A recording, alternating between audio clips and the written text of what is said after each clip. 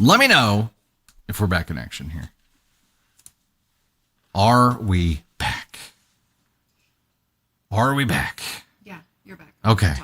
Good gravy. Can't find you on YouTube yet. Can't on YouTube yet? Okay. Yeah, I got it now. Why not? Why not?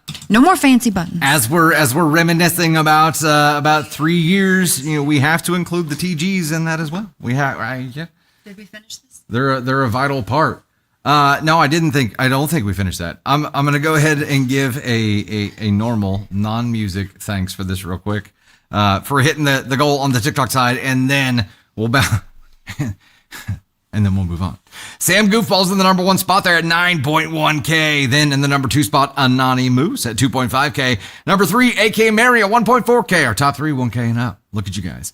Anise Moon, Wrong Pluto, Elizabeth Carter Liz, Shiny Girl, Jess Bates, Bad Kitty, Katisi, Jero Mama, Elise Kutch, Joycey Brown, Miss Clearly Unclear, Aunt Sue, Celestial Tumblers, Yvette B01, Real Broad Zuba, Sarah Barracuda, Kat Dowd, Candy Thunder, Paula Schultz, Crystal Lynn Wilson, Josh Anderson, Ass Plunda, Civil War Mormon, and Stephanie Cockram. Thank you guys so much for the love. Greatly appreciate that. You have unlocked another story for good and confetti.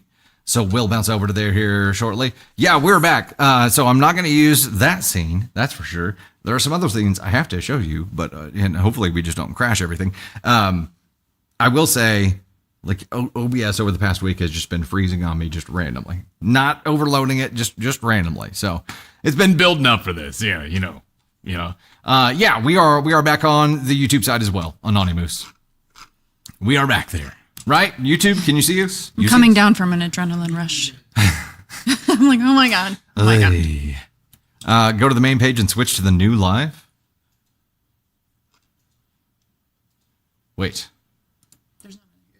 There shouldn't be a new live. No, this is 3-year Channelversary. Yeah. They just need to refresh the current. If you refresh the current one, it should be okay. Can somebody check on YouTube side? It's good. YouTube is good. You're on the same one. YouTube is good on the same stream. We were able to pick it back up. I know, Bayfox, right? Okay. Now I'm going to story 1, right? Yeah. Or are we doing, and then we'll do another story for good. Okay. All right, we're diving into here to a regularly scheduled story here. This one is, am I the astronaut for telling my sister it's not my fault she could never go to her dream school?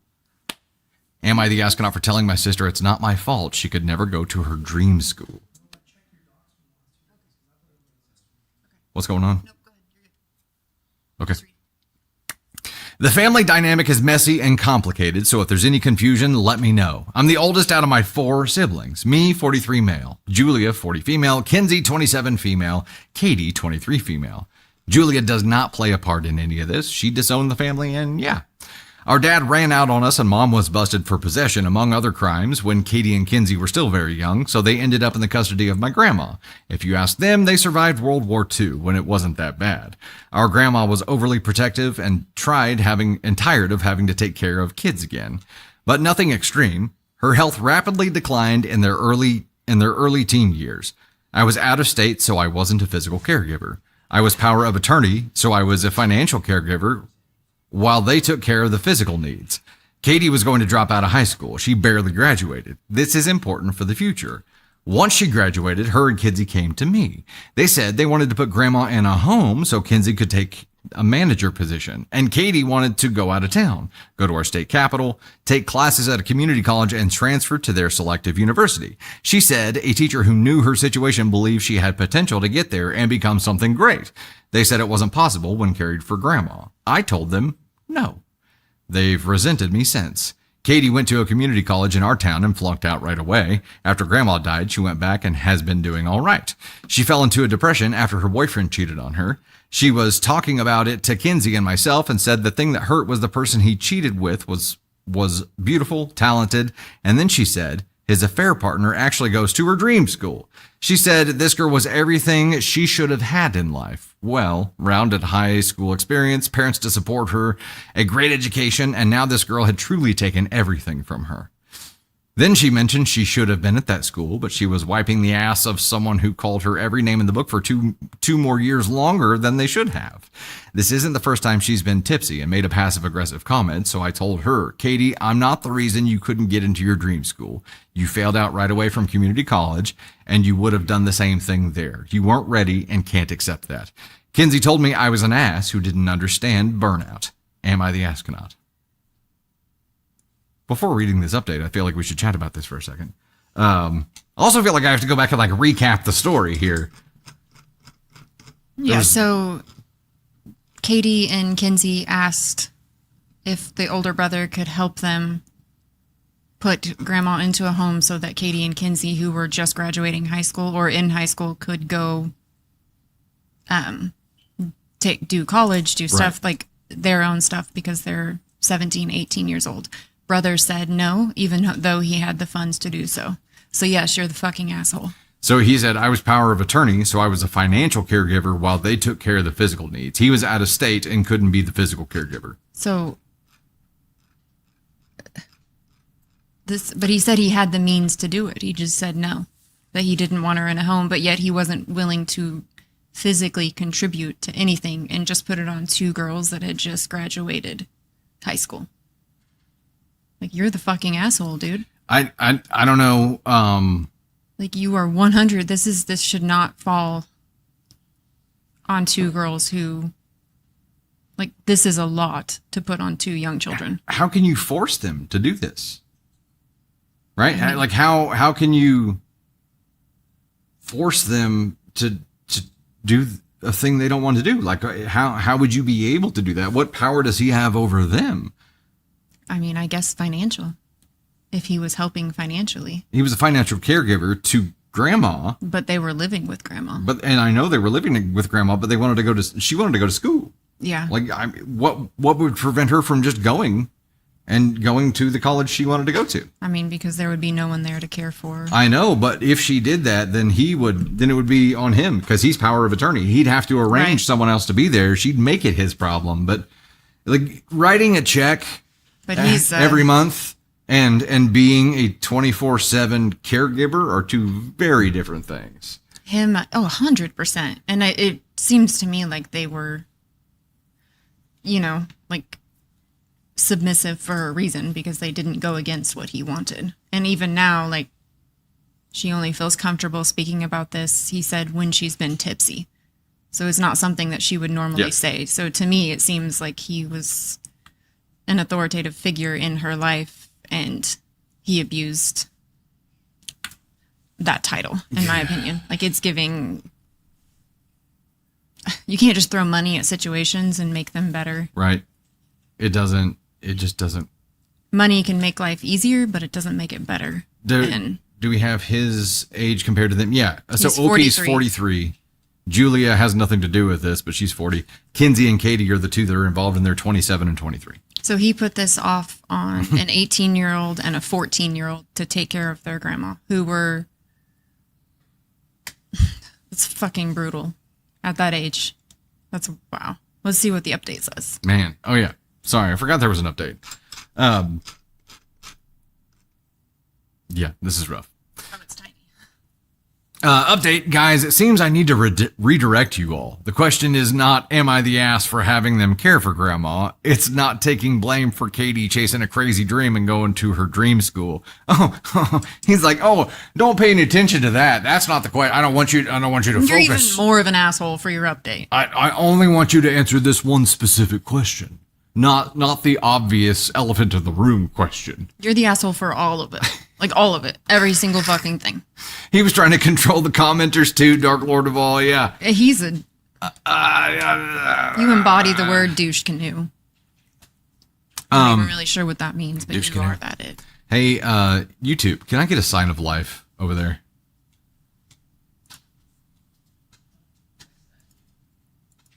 You're on the wrong chat, babe. It's the same stream. Just open that one. There you go. I just had to, refresh it. Okay. Yeah, refreshing didn't even work. And you'll have to change it back to live. Oh, dear God. Live chat. Okay. We made it. You're here. You're here. I Life. couldn't see anything. I couldn't see a damn thing. Hey, at least drop the 5. Nursing homes are super expensive, like $8K a month expensive. If he has power of attorney, he has to sign off on her going and needs to. Yeah. They are very expensive. And then he says I have the means to. And if it's like 8K and he's got the means to, what the hell? What in the absolute hell? Like I don't even understand it. If he has the means to be able to do this and is choosing just not to do it, right? He is exercising control over his younger sisters. And he's like, they said it was World War II when it wasn't that bad. He wasn't around for all of it. He has no clue. He doesn't. And he also seems like the person who thinks he's above doing any of the physical labor and just throws the check. Throws the money at it. Yep. Throws money at it. Okay. So. And thinks that's good enough. Tater, where are we putting him? Oh, Ascon 1 for sure. Is it Ascon 1? He's a terrible human being. I agree. It's teetering on black hole, like straight up terrible human being, because even now it cannot be held accountable. Even the commenters, he's like, well, guys, back off. No.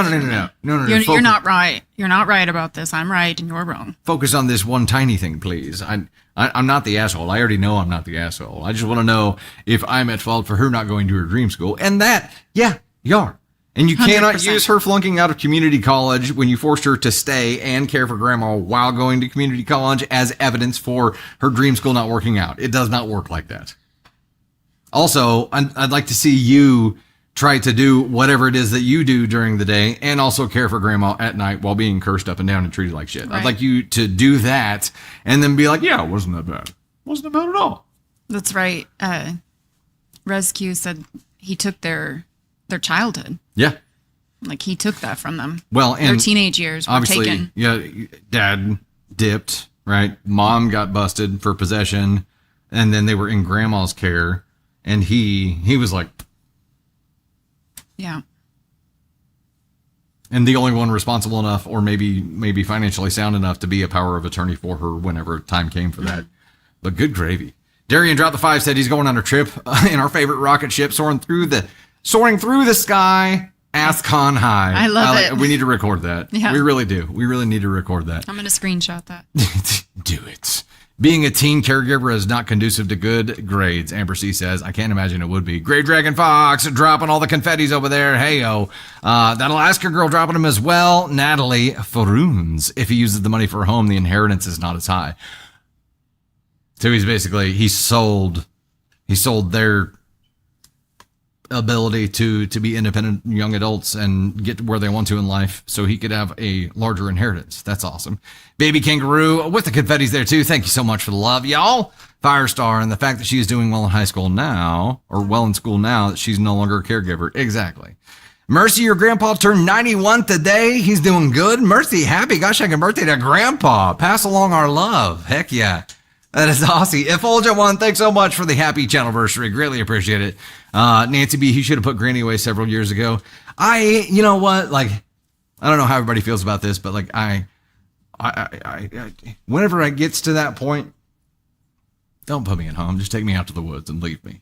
I'll figure it out. I got somebody who wants to say hello to y'all, ladies and gentlemen, before we jump into another story here. Boop. There she is, Navy Thunder, after her first day of school. First day of preschool today. You want to say anything? No. You say hi? Say, do it, lady. Do it, lady. Success. Yeah. Success. You goober. She had a big day. Started a new class today. There we go. And I was really tired. yeah, you were really tired after school. Yes. But you got your pretty dress on, and now you get to come hang out with mom and dad for a little while till grandma gets here and Yes. wants to look at herself in the screen. Always.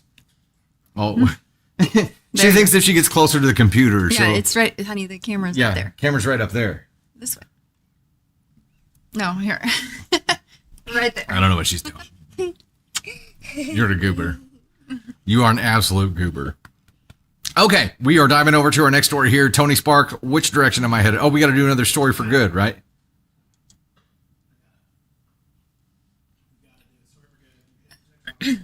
All right. He's punching in. Okay, so you hit the TikTok goal. Hey, hold up. Back up about 3 inches from that mic. 3 inches. So you hit the There TikTok you go. goal.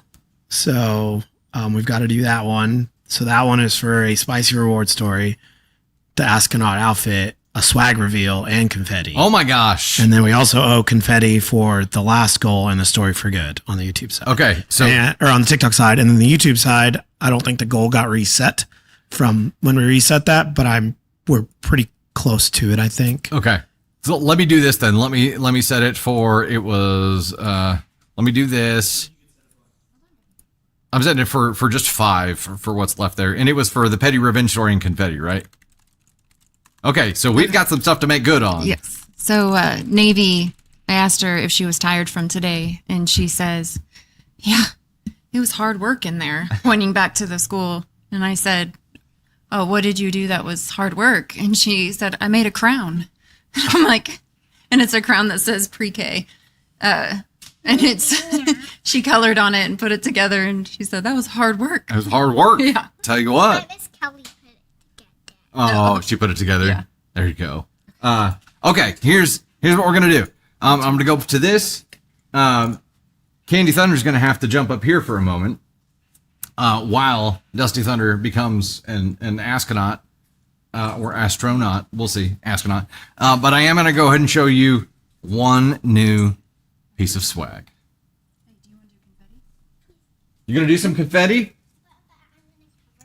Cover your ears. There you go. All right, here it comes. Whoa! Confetti! It hit you in the face again? Oh my gosh. You gotta stop.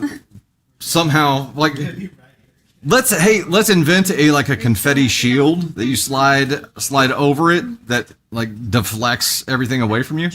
Or you're gonna have to wear like a visor or something. Safety glasses every time. Safety glasses. Okay, here's the next piece of swag, ladies and gentlemen. This is now live on the swag store. Here it is. We've got If It Quacks Like a Duck. That's right. The Quack the Duck is officially swag now, and it is live in the store as well. Holy cow.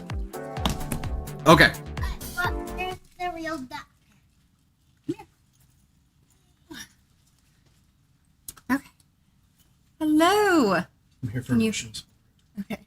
You want me to hit the No, I'm just here for emotional support. maybe?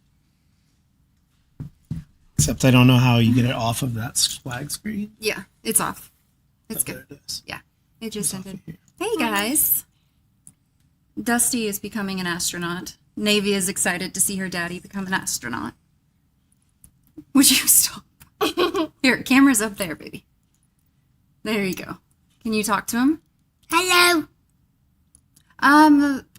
Ask Blender, let me see if it's available. I'm pretty sure that it was, but I'm not sure. We have 2 different swag stores that we use. I think it is. So if one of them, Miss Prissy, I have no idea. I lucked out, I think. Yes. And she's getting so big. This girl's almost 47 inches tall.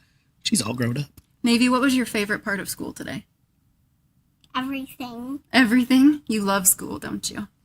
Did you meet a new friend? Mm-hmm. Yeah. Was it amazing? Mm-hmm. Did you get to play outside? Mm-hmm. Is that your favorite part? Mm-hmm. Do you know any other words than Play. She has an extensive vocabulary, ladies and gentlemen. She just chooses not to use it. There he is. Y'all, he just landed from space. He's heading straight here. Here he comes.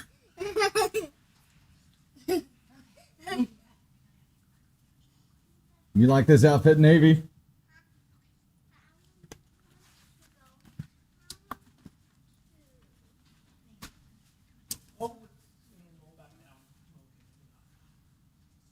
Almost fell. Oh, almost lost my helmet altogether, y'all. Okay, here we go. Yeah, this is straight up astronaut coded here. We're rocking this for the next story here, which is a spicy story. Is that right, Tony? A story for good, and then we got a spicy story here. Okay, our next story for good, ladies and gentlemen, is this. Here is my story for good. This community you've built is truly one of the best I've ever been a part of, second only to my school family. The way everyone here shows up, shows support and encouragement, no matter the circumstance, reflects the kindness and example you have both set for us. As an art teacher, I've always been highly critical of my own work. I create alongside my students, doodling, experimenting, and making projects. But the desire to create for myself or simply for the joy of sharing with others have been missing for years. That changed earlier this year when I made the mini paintings for your stream deck. For the first time in a long while, I took the initiative to create something just because I wanted to. Your reaction to them was incredible and reignited a spark in me to create more. Since then, I've returned to stipple portraits, a style I used to love back in college. Over the summer, my colleagues watched as I worked on them and were amazed. I still have a love-hate relationship with this style. It's painstaking and unique, but I think you'll appreciate them for that very reason. The last time I created one was in 2018 for the parents of Razorback baseball players. And knowing a major league player owns one of my pieces is exciting. But honestly, I'm even more thrilled for you to have these portraits because I know how deeply you'll love them. Thank you for your reactions, for the encouragement, and for this community that has helped me rediscover the joy of creating. I think I know who this is. Oh, I know too. I think I know who this is. That's amazing. And I know we've got another masterpiece showing up here. And it's the ones you've done, at least several of them, are now the backdrop for Candy Thunder's thing here. There you go, Cake the Rogue. Yeah, heck yeah. Thanks you so much for the love. Thank you. Mercy, drop the 5 said, dude, I need that duck on a sticker for my Jeep. There are stickers. Yes. There are stickers in the swag shop. We have stickers, we have pins, all sorts of stuff. Yeah. Yeah, I actually found this time where they had like pin packs. They have like a pack of 5 pins, like buttons that we included on there as well. Blueberry been on a Blue Origin flight. Oh crap! This does look like their outfits. I'm all Katy Perry up here. Oh no! Are you gonna dance like that too?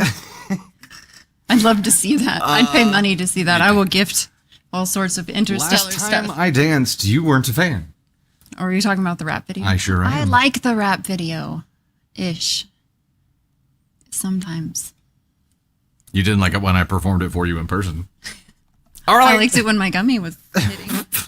All right, ladies and gents, we got another one of these coming up for you. Just kidding. All right, in particular. I'm just kidding. In particular order here on the TikTok side for hitting our goal, we got Sam Goofballs at 5.2K. Sam just knocking it out of the park today. AK Mary at 4.2K, also knocking it out of the park. And Grey Dragon Fox in the number 3 spot at 1.1K, also knocking it out of the park. You guys are awesome. The NF1 guy in the number 4 spot, we got Tony Spark. Look at that. Tony Spark up here in the top 5. Look at you go. Wrong Pluto in the number 6 spot. Doodles Dragon, Turtle Chick, TF90, Stina, Amy Castro, Sarah Barracuda, Mama Silver, Jero Mama, and Mama Jen. You guys are awesome. Thank you so much for the love. We'll get the next one set up for you over there on the TikTok side, which is going to unlock another story for good and another swag reveal. Hells yeah. And now we dive into our spicy story. This one is, am I the astronaut telling my no-contact sister that part of growing and being a better person is accepting that people don't have to forgive and reconcile with you? That's a mouthful. I'll read it again. Am I the astronaut for telling my no-contact sister that part of growing and being a better person is accepting that people don't have to forgive and reconcile with you? Okay. I'm going NTA on this. Growing up, my sister, now 22 female, was the spoiled golden child of our parents. She got everything she ever wanted in life and became the brat nobody wanted their kids to be friends with. I, now 24 female, even had friends who weren't allowed to come to my house because my sister was there. She would steal, try to make you do what she wanted, and would tell our parents if you didn't, tried to tell our parents if you didn't, would break stuff if she wasn't included, then wasn't allowed to take over decision making. It was a whole thing. We fought a lot as kids and we both said awful things to each other, but I grew to resent her more and more because of the monster our parents created. The final straw for me was my savings. My parents wouldn't let me open up a bank account because they didn't want me hiding money. They forced my first job to fire me because they were not okay with my keeping money to myself. And I knew they wouldn't help me with college or let me stay rent-free once I was 18, so I started being sneaky about saving. I babysat for friends' parents under the guise of visiting friends. I did errands for family friends or other people. It didn't allow me much in the way of savings, but it allowed some. But then like 2 days before my 18th birthday, my sister found and stole the money. And yes, I had it at home, but there was nowhere else to take it. None of my friends' parents were okay with my storing it at their house in case any went missing and I accused them. They were fine helping me get money, but they didn't want the responsibility of storing it, which I understand. My sister even told our parents I had the money, and they got so mad at me. In return, I told my sister to fuck off and never speak to me again, and from that day onward, she wasn't my sister, and I didn't love or give a damn about what would happen to her. I left on my birthday and never went back. I was no contact from then until now.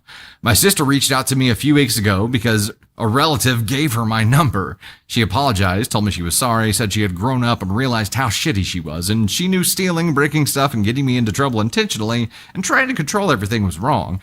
She said she loved and missed me and was hoping that we could repair our relationship. I didn't reply. I read the text and I kept it on my phone, but I didn't reply.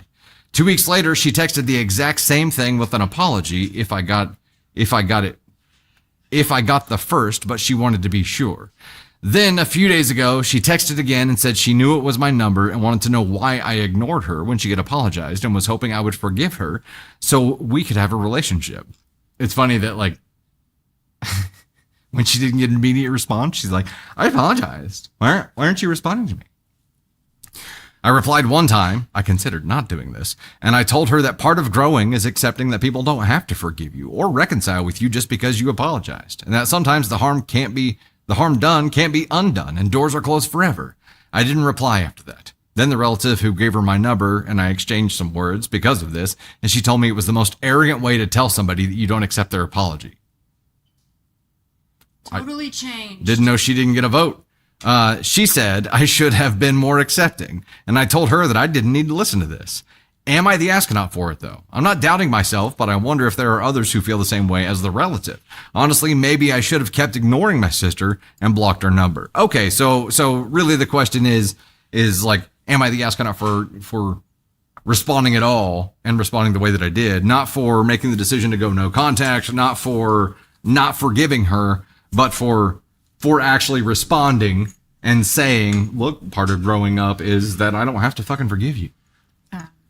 You weren't an asshole for telling the truth, because that is true. People can apologize, but you don't get to choose whether or not they accept and forgive. And they can accept and not forgive, and you don't get to be part of their life. You don't get to be part of their life? Be part of their life. She wasn't your sister. She was your childhood bully, and your parents enabled it. Your parents made it possible for her to do this, and your life has probably been better without her in it. So she doesn't get to show up, invite herself in, give some form of an apology over text message, and pretend like she's your sister again. That's not how life works. Yep. And Karen Jones, I agree. Block that relative also.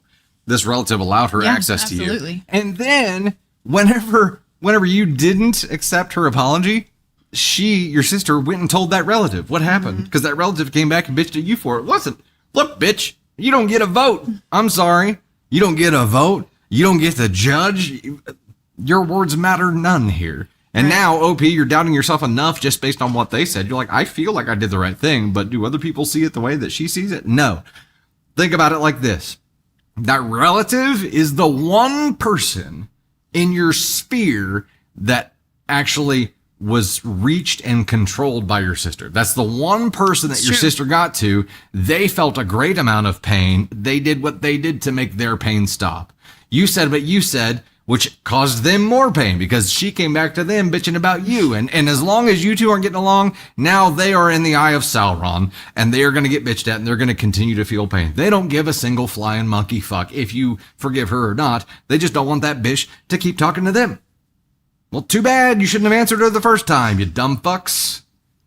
Single monkey flying fuck? Single flying monkey fuck.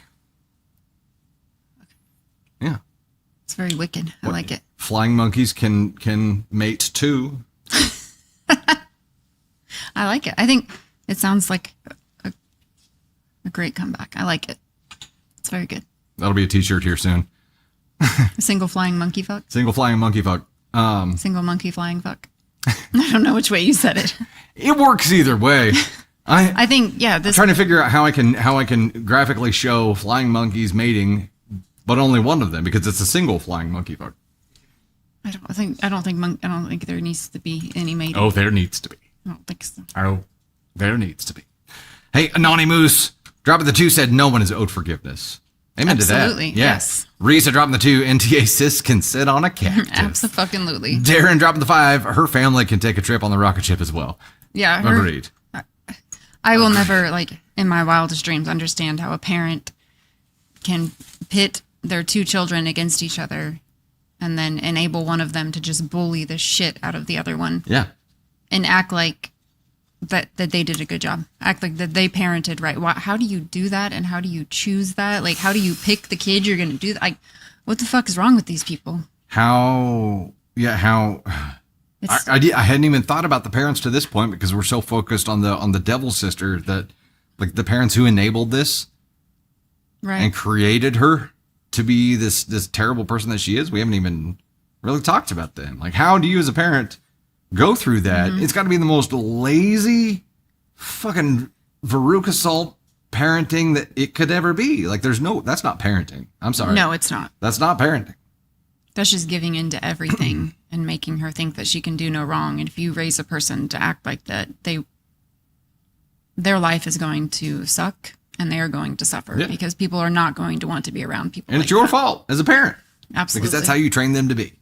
Like, kids only know who you train them to be until they start thinking for themselves, right? So she is who you made her. Congratulations. OP NTA. NTA OP. Your Anonymous. sister and parents can fuck right off. With the rest of the monkeys. Yes. Anonymous dropping another 2 with the petty confetti. Anonymous dropping another 2 with a what in the actual heck? Agreed with all of it. Michelle Salisbury, welcome to the Gosh Heck and Thunder crew. Love to have you here. Thank you. Nancy, member for 13 months. I'm picturing the monkeys doing it doggy or monkey style, if you will, with one of them looking disinterested and rolling their eyes. I fucking love it. Yes. That's not happening?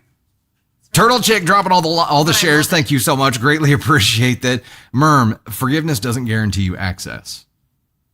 100%. I think that's a great way to put it too. Like, yes, you should apologize. It doesn't mean I have to grant you quarter when that happens. Doodles Dragon, why wouldn't they let the other daughter have a job or money? Yeah. The amount of control. They didn't want her to have a job or money just because the little sister didn't want her to, which is completely jacked. Completely jacked here. All right, we hit another goal on the Gosh Heck and TikTok side. In the number 1 spot here, Ninja Blob Nat at 3.0K. Thank you so much. Overkill Mill, the number 2 spot at 2.5K. The Gift Demon in the number 3 spot at 2.3K. You guys are rocking it out, top 3. Grey Dragon in the number 4 spot at 1.2K, top 4, 1K and up. You guys are rocking it. And then a 5 spot, the NF1 guy, then Turtle Chick H20. Or H2O. AK Mary, the original Merm, T half 90, Tasha Nicole, Aunt Sue, Jero Mama, Wrong Pluto, Jennifer in Texas, Tony Spark, and R. Hofton. Thank you guys so much for the love you have unlocked. Let's tell them what they've unlocked, Jerry. Another story for good and swag reveal here. Heck yeah, the next one is you also hit the YouTube goal, so you got a petty revenge story there to read too. Petty revenge, story for good, and the last swag reveal. Let me set up the next TikTok or YouTube side one here. Good gravy, y'all. We're having trouble keeping track of what to keep the track of. Can we get a thank you? Okay.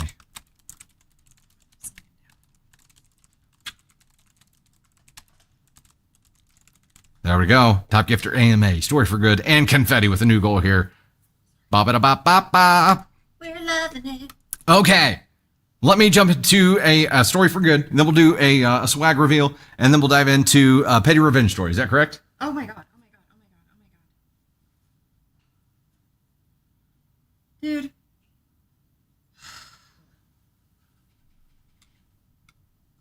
I missed something. Blocked on TikTok. What is wrong with people? Freaking bots. I swear to God. It's not, y'all, that's not real. That's got to be a bot. All right. Yeah, well, I blocked him. And I never muted saw him.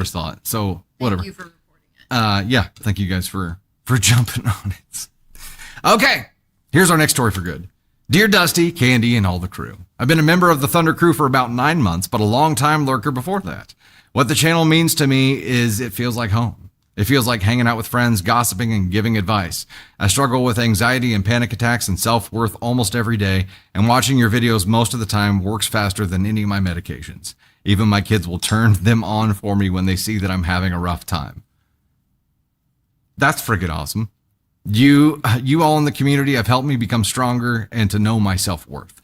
I'm standing up for myself more than when I would just normally let it happen. I work night shift at a grocery store and listen to you while throwing freight or listen to you while relaxing in my garage. My kids always ask, are you listening to your Dustman and Miss Candy? Well, yes, I am. You guys make the world a little brighter every day. It's not too exciting of a story, but I thought you'd like to know you make a tremendous difference in my life out here in Idaho. Thank you for everything you do. Dang.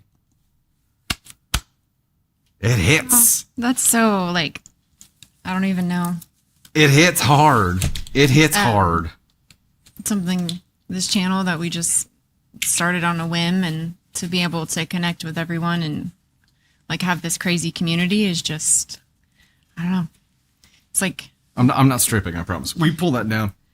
Gives a whole new meaning to now like, it's just a straight jacket. Butterflies, like, in a different kind of way. Yeah. Like, yeah. Yeah, I absolutely. love that. Dustman.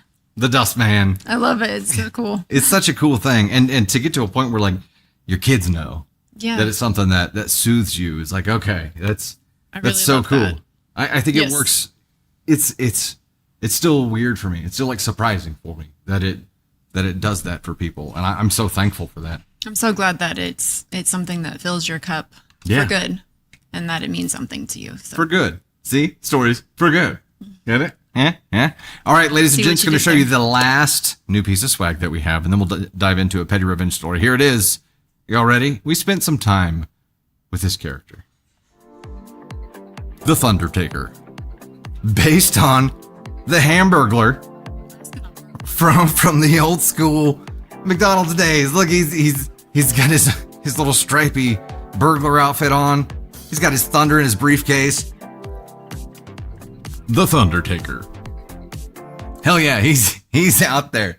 He's out there. And again, they're on shirts and hoodies. We have tie-dye for the first time ever. There's tie-dye stuff there. We have a lot more like oversized shirts and products there too, oversized hoodies, that kind of thing, but also dog bandanas, teddy bears, that kind of, it's an overwhelming amount of products you could sort through, but we wanted to give you as much selection as possible. So, yeah. Angel, good to see ya. Dropping the 5 said, happy Channelversary 2 of 15. Thank you so much for love. Happy Channelversary 1 of 15. You're rocking and rolling. Rocking and rolling. Okay, so we are going for the petty revenge story now, correct? Is that right, Tony Spark? Yes. Okay, petty revenge. Why not? Diving in. We don't know where we're going now. We're just going somewhere. We're rocking it out. All right, here we go. Petty revenge on my ex and his beloved gaming chair. Oh, no. I love my chair. And if somebody purposefully harmed it, like, there better be a damn good reason. And they better be able to replace it. Those two things, yes. Petty revenge on my ex and his beloved gaming chair. So my ex, 31 male, and I, 29 female, lived together for about 2 years before he decided he was too young to be tied down and broke up with me.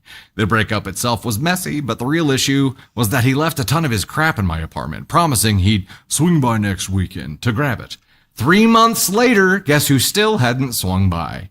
He didn't care about most of it, clothes, random tools, ugly posters. The one thing he texted me about constantly was his gaming chair. This ridiculous, oversized, racing-style monstrosity took up so much space in my living room. He kept saying, don't sit in it. It's ergonomically tuned to my body. Yes, he really said that. I finally got sick of tripping over it, so here's what I did. I dragged it into the smallest corner of the apartment and piled all of his other junk on top of it. Then, every time he texted me about his chair, I sent him a new picture of it in increasingly undignified positions. The chair was covered in laundry. The chair was wearing a sombrero. The chair buckled in the backseat of my car with a seatbelt. The cat lounging smugly in it like it was her throne. He got progressively more annoyed. His text went from LOL funny to seriously, don't disrespect the chair. Finally, I told him he had 1 week to come get it or it was gone. Predictably, he didn't show. So I listed on Facebook Marketplace for $20, way below what it was worth, and sold it to a very enthusiastic college kid within an hour. When my ex eventually came by and realized it was gone, he lost it. He told me I was vindictive and immature. I just smiled and said, guess it wasn't ergonomically tuned to your schedule. Damn. You had 3 months. He abandoned his property. At first, I'm reading this story and You I'm had like, all right, 3 months. there may be like a civil case here because this is destruction of property. But no, he fucking abandoned it. And if there was any kind of like timeline legally to say this is when it becomes abandoned property, I'm quite certain that 90 days covers it. There's no way you would be on the hook to store somebody's Gigantor chair for 3 months for them. Was he paying rent for this chair to take up space in your place? I don't think so. I think it's great that you had some fun with it, though. I'd sit in it every day until it became attuned to my body. I'd shit in it every day until it became attuned to my body. That's an option as well. And I'd like keep a big plastic bag over it so the smell didn't get my house, but I was still able to shit in it. I don't. I'd figure it out. I think the smell would seep. I'd figure it out. I think it would seep It right would out. seep while you were shitting, but like when you uncovered it to take new shits, you'd have to like open the windows and turn on the fans to blow it all out. But there's a way. There's a way. Legitimately grossed out by this. There is a way. You know how I feel about this. There's. I wouldn't do it with you home. In my life now, this would never happen. This isn't a hypothetical life. If I was in OP's shoes, that's what I would do. I'm not asking you to be a part of this petty plan where you're going to have to smell. I feel like when people shit on other things, like that's too far. Maybe have the cat shit on it. Put the litter in the chair. That would work. I had this random, slightly elevated thought like 2 nights ago. Oh God, I don't know what this is. 2 nights ago, I'm coming to bed. I don't know anything about Candy this. Thunder is already there, and I'm like, can you imagine how wild it would be if you were alive during the time that like toilets, indoor plumbing became like a thing? Okay, it's fine. Can you imagine how crazy it would be to be alive then and like talking to people about it who were trying to explain it to you, and you're like, wait, so they shit inside the house? It would be such a wild time. Poop is life. Life is poop. So then It's basically what we live by. inevitably started a conversation about what happened before then and outhouses and how does that work, and that's like a tribes thing. I don't even know if that's real, but yeah. Angel is all the way down at 10 of 15, dropping the $5 supers here. Thank you so much. Also dropping the happy poops along the way. You're 10 deep in here. Look at you go, Angel. I promise he doesn't poop on things in our house. That you know of. I promise he doesn't poop on things in our house. The amount of times I have taken a shit on a rug in our house and told you it was the dog's is immeasurable. You need to move on. Because it doesn't exist. I would never do that. I would never, ever do that. Okay.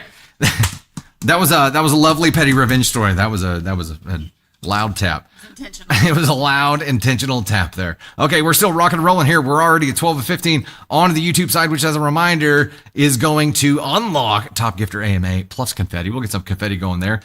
We are going for a story for good and swag reveal on the TikTok side here. Need to move on, yes. Candy questioning life choices. Yeah. I would never do that. I would never do that. Come on now. Next story. I'm going to speed read. Here we go. Am I the astronaut for stopping my best friend's house? Sorry. Am I the astronaut for stopping by my best friend's house without notice? In general, what would you say? Is it okay to stop by your bestie's house without notice?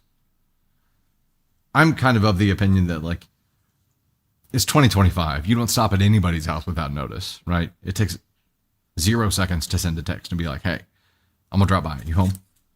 That's notice. A little background, since I feel it's necessary for the situation. I, 27 female, have been lifelong friends with Jay, 28 female. 6 months ago, Jay bought a home, which was a huge milestone goal for her, and I was super proud. Before Jay had her own place, she lived with her family, as her parents wanted her to be able to save for a house without rent pressure. I'm super close to her family by extension, so it became normal over the years for me to just stop in without notice. I kind of assumed that this would remain the same for her new home, and it seemed fine for the first 5 months. What I think changed is that Jay's partner, P, 25 female, has moved in the last month when her lease was up on her apartment. When I would stop over randomly, I could kind of tell that she seemed a bit put off by it, but she never directly said anything at first. Yesterday, I came by around after work. Sorry, let me reread that. Yesterday, I came around after work, and it was clear when I came in that I had interrupted date night. I apologized immediately, but P was very upset. She tore into me about constantly dropping in without notice or invitation, and that as a couple in their new home, they deserve some alone time without me inserting myself. Jay backed her up on this and said that we're adults now and can't spend the same amount of time with each other now that we all have adult obligations. She'd like me to now wait until she invites me over or ask first before coming over. I think that her partner is turning her against me. We never had any issues before P moved in, and I feel like she's trying to separate us and make boundaries in Jay's home when she owns no part of this house, and I said as much to Jay. Oof. I regret this now, as Jay told me not to bother speaking to her until I can respect her partner around their home. I still think that P is trying to sabotage our friendship, but no one in our friend group is taking my side. Okay, let's talk about this for a second. I think no one's taking your side because you're wrong. But that's just my opinion. I think, and I see this so much in chat, when a partner is involved, you have to ask. Like, because you're going to barge in on date night or sexy time or whatever. And nobody wants you barging in during that. Either one of those things. And I think, and they are right, like the older you get, the more you need to respect, especially when like they bring a partner into their home. Yeah. It's their house now, no matter if she's on the lease, no matter what the circumstances are, no matter how it was before. P and J have now decided to make that their home and their home together. So you are also barging into each one of their home, not just in an individual anymore. It doesn't matter if her partner has any ownership to it. I think this is what happens when somebody with no situational or self-awareness at all has a bestie that grows up.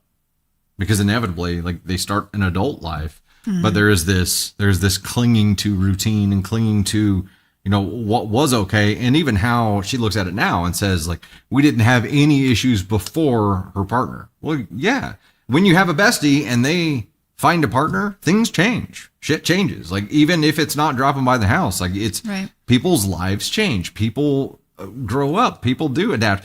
Now, here's where I think you went really, really, really off the rails wrong here. Is that Jay took P's ire and was like, I agree. Moving forward, we need to do this. So Jay was not tearing into you. Jay was establishing a boundary. Right. And you responded to that by saying, I think she's just trying to put you against me. I think she's trying to cause a fracture in our relationship. She's the devil. And then Jay was like, don't fucking talk to me until you can respect her and our home. Right. You got what you deserved here. As tough as that is to hear, you got what you deserved, and you need to be taking some time to actually self-reflect here on where you're at and why you're here and what your goal is and how you should move forward. I think that you yourself are fracturing your friendship with Jay, not P. And I think it's your actions moving forward that will define whether or not you get to continue a friendship with Jay. Yeah. And I mean, some people, like, there are some people that we wouldn't care if they drop by our house whenever. But those people always text. Like, I wouldn't care if our parents came by and he just dropped his drawers. Pants are on the floor. But I have shorts on. It's my astronaut costume that's on the floor. Losing my train of thought. Yeah, but I think this person, I don't even know what I think about this person. Just knock on the fucking door or send a text message before you come over. You don't get to barge into people's houses anymore. Please knock. That's all I'm trying to say. And she tried to ask nicely for you to do that. Moving forward, you have to do this or this. It wasn't, hey, don't ever speak to us again. It was, hey, moving forward, do this. And you're like, I noticed, like, we had another story that was sent in that we'll read later on Sunday, but it's when you correct someone, like, it's human nature to take offense to it. So it's like you have to get past the part where it's offensive to try to understand if it is something that you should correct or if you're just taking it offensively because someone is correcting behavior. Right. And there's like this moment where it's like if you are automatically reacting like you're offended, you're automatically on the defensive when someone tries to tell you something. Check yourself, because if that's your normal reaction to it, if you're always defensive of what you're doing, like it's hard to have conversations with those people. It's hard to be around those people because everything you say is going to be taken personally or as a slight, and they're automatically going to be defensive, and it's hard. Do you think that, as teenage, like you're acting like a teenager and you got to outgrow it. So, and I think part of this, the defensive state, is you being stuck in this, being right is more important than being better. You know what I mean? Being right is more important than improving. Being right is more important than whatever the big picture solution is in that moment. You just don't want to feel wrong.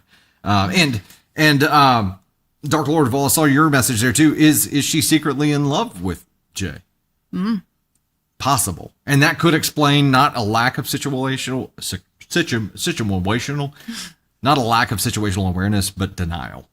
Right? That would be more just denial.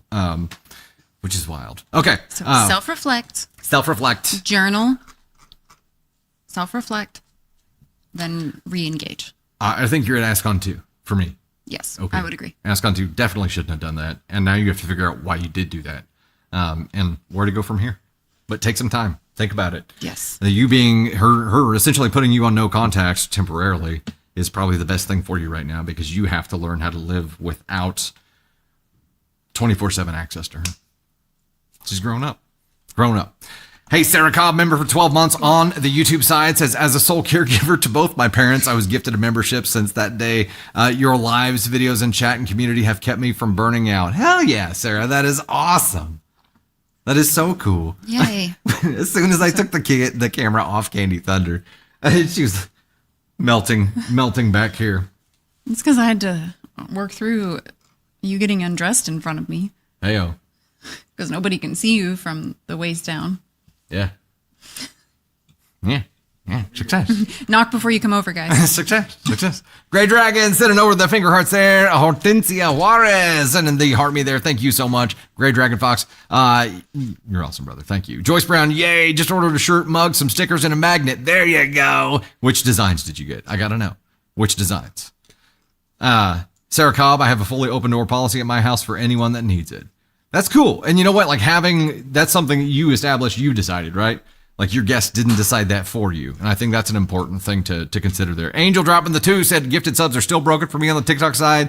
Yes, I actually got some news about that today. They're broken for everybody. They put them on pause while they are retooling it to be part of the new Superfan program, which is going to be what the subscription program is going to be called. So they're retooling it. Should be, I don't know how long it'll be offline for, but it's offline for everybody. Beyond dropping another 50 bomb here. Can't imagine that boundary with myself and my bestie. They can always walk right into my home, but that needs to be established prior. Respect must come first. Agreed. And that's something that you've communicated, right? You communicated that ahead of time. You have a shared understanding there. It's a mutual decision.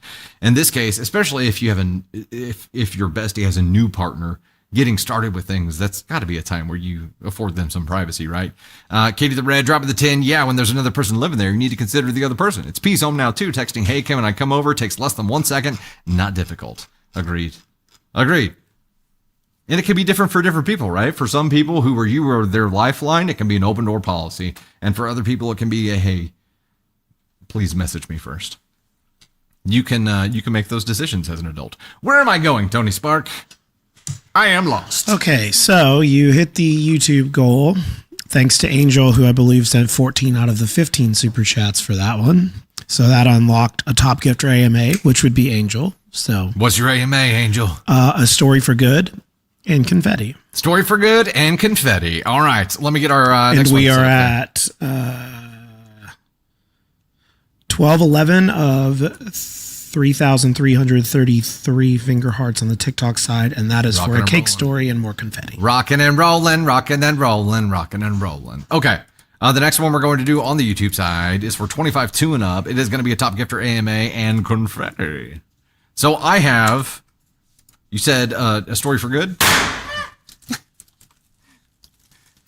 That was the tired shriek. That was lower. Like, I saw it at the very last second. So that's the only noise that came out. Good gravy. Amanda Kate, Dylan Sprague, Bergatha, thank you guys. Or Bergthora, not Bergatha. Good gravy. Anna Og, thank you so much. Cassie Rogers and Beth Bards, thank you guys so much. Greatly appreciate the love. It was so... Oh, good gravy. Okay. Let me get into another story for good here. All right, here we go. Here's our next one, folks. Also, got my 3-year shirt on. That's what I had on underneath the astronaut costume, which is why I wasn't fully stripped. He is wearing pants. I am wearing pants. I'm wearing shorts. I saw some speculating about a Speedo, but it's actual pants. Although the other day I said I would like for him to have a Speedo. Yeah, I'm afraid a Speedo on me would just look like a headband. You know what I mean? Just like a strip through hair. Okay. Did that do it for you? That's great. Yeah, I'm done. I'm moving on. Just stick to your trunks. Beyond dropping the 20 bomb. Thanks so much for the love. Hey, Daggers. Welcome to the Goshek and Thunder crew. Sorry. I'm sorry. Angel dropping another 5 bomb there. What is the Thunder's preferred TP brand, and will they be sponsors? Also, send TT gifted sub superiors to the black hole, please. Agreed. Our favorite, TP brand. We might. Charmin with the blue packaging. Very That's specific. what we use. Very, I think you were talking about toilet paper. Yes. So. Yeah. With the curved, like edge where it like rips. Oh, like the scalloped edge. The scalloped edge. And it's just genius. It wasn't broke, but they fixed it. Improved it. Yes. Real man of genius. There we go. That's whoever invented the scalloped edge for. It's great. It tears so much better than the straight edge. Which is important when you have a toddler. All right, here we go. Our next story for good. I found the Dusty Thunder TikTok page in December of 2022 when it was still Reddit said it. I was first drawn to Dusty's voice and I really liked what he had to say. I was only casually watching for a while, then I found the YouTube channel, and that's when I really got sucked in. I became a member on YouTube during the 24-hour stream and have been so amazed by how kind and caring the community is on the Facebook page. It's really helped me feel supported. The live streams became my therapy when I couldn't afford actual therapy. So much of Dusty's and Candy's advice hits home, and I strive to apply it to my life every day. I'm in actual therapy now, and funny enough, my first session was the day before I met Dusty, Caden, and Tony. Hell yeah. That experience of getting to meet you guys in person was magical. I was nervous as hell, but the conversation flowed really well, and I could have stayed there talking for hours. I frequently say things like pain creates change and words are hard, and whenever I butcher the saying, I think of Candy and I don't feel as embarrassed when it happens. Yes. I often do put Dusty Thunder videos on at night and fall asleep to them. I know Dusty doesn't know how to take to people saying they fall asleep to his voice. I can tell you that the reason I am able to fall asleep listening to him is because he makes me feel safe. Safe enough to where I can relax and focus on his words so my brain goes quiet and I'm able to sleep. No matter how dark, petty, or lighthearted a story is, it still brings me happiness to know that Candy, Dusty, and crew care so deeply and want to give the best advice they can. Thank you guys so much for creating this channel and community. It means so much to me, and I'm sure everyone else in the community. Here's to 3 years and many, many more to come. Hell yeah, that is... That, not sure what he's doing right now, but... Oh. It deserved He it. just started scratching around It deserved it. like a litter box. I was getting ready to use it as a litter box. The fact that somebody recognized you as like a safe space and a safe guy Yeah. makes me like genuinely so happy and thankful that you can be that space for other people and that other people see it too. Because he's like, I see posts of women bashing men and stuff or whatever. And I'm like, I don't have that. I know that I'm spoiled in that sense. And I know that I have this great guy. So I'm super thankful that other people recognize that and that it's beneficial to them as well. That's, man, if I could be anything to anybody in this world, being somebody's safe space is... You're my safe space. That's BFD. There was a post. I'm saying this because my eyes are tearing up and I have to pivot. I saw this post that said, it was like one of those old school, like a medieval knight talking to like one of the the fancy debutante kind of looking ladies of court, if you will. And the knight was saying to the lady, "Are you free tomorrow?" And she says, "No, I'm expensive every day." And I was like, "It's so perfect. That's such a Candy Thunder meme right there. Friggin' love it. Are you free tomorrow? No, I'm expensive every day." It's actually something Navy Thunder would say. It would be. We may hear her say that as She's cut from my cloth. She's a copy paste of me. Oh man, that is so cool. Yeah. So thank you for recognizing that and seeing that and loving him as much as I do. In spite of all the poop talk. That's just something we have to deal with. Yeah, I think it actually. Oh no. Are you serious right now? Oh no. Okay. Oh no. Hey. Yeah, I got it. Yeah, I'll. He's gonna go. Tony will go up. Okay. They're redoing the upstairs. And we told them we needed 3 to 6 on Wednesdays for a safe space. Come to think of it. Hey, there's his message. And, Hold up if you wanna. And we hear the hammering starting upstairs. Good gravy, man. Good gravy. Gosh dang. Okay. We'll dive over. And also, as Chili says, you got to take the good with the bad. You gotta take the good with the You got bad. to take the safe space with the poop talk. I thought you were talking about this space with that noise. No, I'm talking about you and the I poop talk. don't think we need to take that. I don't think In so. your whatever you called a Speedo. I'd give it like 2 minutes and then yeah, we don't hear back. Well, we've communicated. Yeah, we've communicated. Angel dropping a 5 bomb here. It says it's nice to have a guy in the spotlight who's genuinely a good guy, not an I'm a good guy kind of guy, but genuinely a good dude. It's refreshing. I'm never going to say I'm a good guy. You know what I mean? I feel like ask on 3. Exactly. That's my floor. That's where I live. And that makes perfect sense to me. Logan dropping the 5 bomb said, I didn't submit a story because I'm bad with words, but I'm forever grateful to you all. You've saved my sanity. Happy Channelversary. Thank you so much. Good gravy. You guys are awesome. Anthony says I was the Speedo culprit. Thanks so much. Joanne Butthead dropping the 106 finger hearts there. Thank you so much for that. Greatly appreciate it. Thank you. Thank you. Callie, I'd be lost with you guys. We'd be lost without you guys too. Literally. For real. For really reals. Okay, Tony Spark, where am I headed now? I'm lost. I don't know. Okay. Beyond dropping a 20 bomb, so that means we need to fire confetti directly at the ceiling. We could. It's concrete. I don't know. It would do us more harm than it would do them. I've thought about like the Friends thing where they put the broom on the ceiling. And I'm like, but it's just concrete, so I don't think it would affect them upstairs. Good gravy. All right, here we go. Am I the astronaut for sarcastically congratulating my dad? Immediately into it. So when I, female 17, was 5, my dad left my mom and me. Since then, I saw him maybe 3 to 4 times at family functions. From my family, I found out that he got married and had other kids.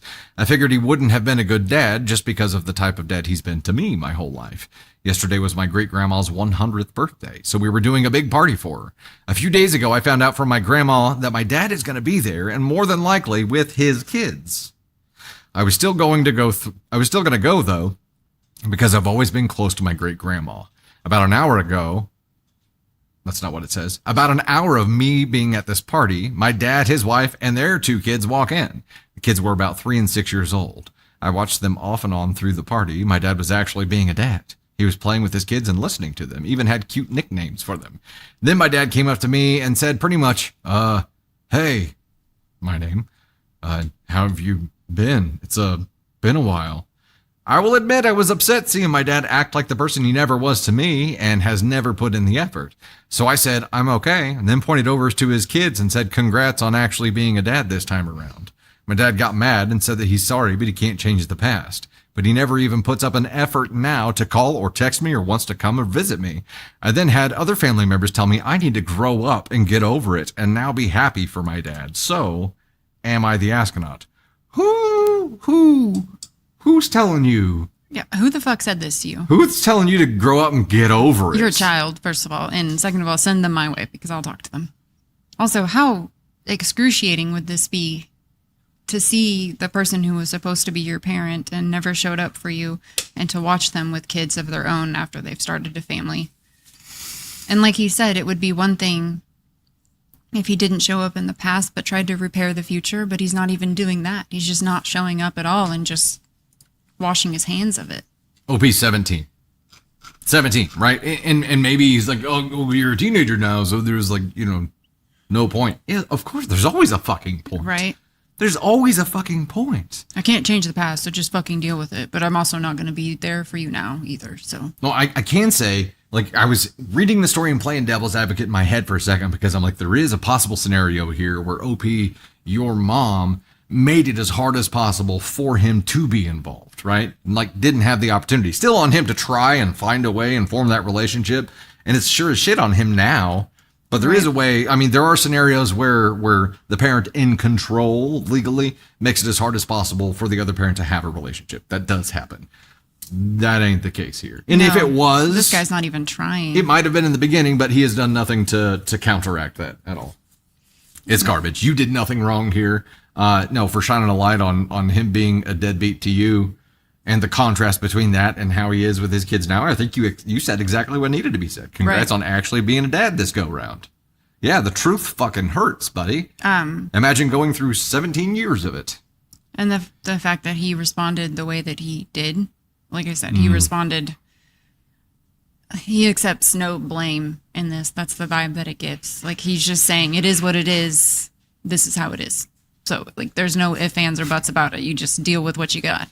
And I just can't imagine how hard that would be to see someone, I thought Tony was over here. I thought Confetti was coming. So I was bracing myself. Just returning my phone. Are we all good? Okay. Oh, okay. Okay. So, yeah, I think the dad would have I don't know what I think the dad should have done in that moment, but this ain't it. And this person is obviously hurt seeing their dad act like that with other kids. And they have every right to feel that way. That's just really sad. I mean, I don't know. It didn't do any good. I mean, well, I guess it goes back to what do you hope to achieve here? Because you had every right to call him out, and he deserved to be called out, and he didn't like the pain of being called out. Too fucking bad. You know what? He probably didn't like the pain of being called out, probably more so in front of his new wife and kids. More so than actually giving a shit about the scenario. You know what I mean? Maybe. He knows he's a bad guy. You know he's a bad guy. His new wife and kids don't know that. I don't know. Yeah, I hope Dark to Lord. never Optics. find myself in this situation where I would be the parent who gave up. Like that would just be so hard. Good gravy. It's NTA. It's 100% NTA for you, OP. Gonna go ahead and make that official here. NTA. And with that, a little bit of catch up. Katie the Red Drop of the Tid Bomb. My stepdad is dad to me, and he's only been in my life 3 years. How does this guy expect his daughter to feel for him when she sees him be a dad to the other kids, but not her, right? It's not like she just bumped into him at a neutral setting when he wasn't doing anything. He was, I'm not going to say rubbing it in her face, but he knew he was there, and it wasn't preventing him from doing anything he was doing. Beyond with the 5, thanks so much for the love. Greatly appreciated. Live with London. My hubby brushes off good father/hubby comments too. In a world where many ask on one, you're a good man. Good for your family, community, and for the world. Thank you so much. Angel dropping the 2 at Beyond or Field Trip. Go upstairs with the confetti. Yeah. Maybe we need to plant some confetti there. As we tell them to be quiet. We can't sound. It's like they're doing it down there. It's like, Hey, this is ready. like, hey man, they're firing something down there. I don't know what it is, but I think they might be shooting at me. Good gravy. Hey, in particular order here on the TikTok side, get jazzy on it, hitting the 3.9K to take the number 1 spot. Hell yeah, thank you so much. Joanne Butthead in the number 2 spot at 2.1K. We've got Frightful Queer, the NF1 guy, aka Mary, Grey Dragon Fox Gaming, Books Coffee Tea, Knights P4O, or Night Sparrow, if I could read, license plates and that kind of thing. Tina Shalsey, Melcy Jane, Carrie T, Adventures with Pam, Janice C, 2014, Overkill Mill. It just refreshed on me. How dare you? How rude. Into the Oppression, Shep, Tony Spark, Elizabeth Carter Liz, Ms. Clearly Unclear, Wendy Johnson Bure.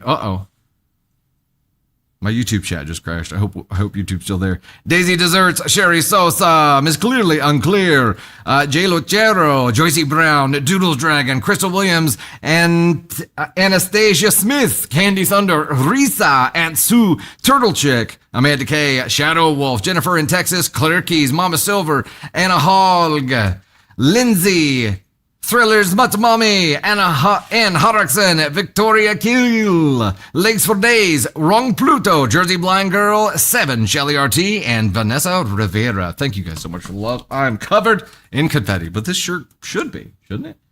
It's like, it matches. It's on brand for the shirt to be covered in confetti. All right, let me refresh my YouTube chat page and hope we're still live there. I think we are. I think we're good. Good gravy. So sorry. In a world riddled with tech issues.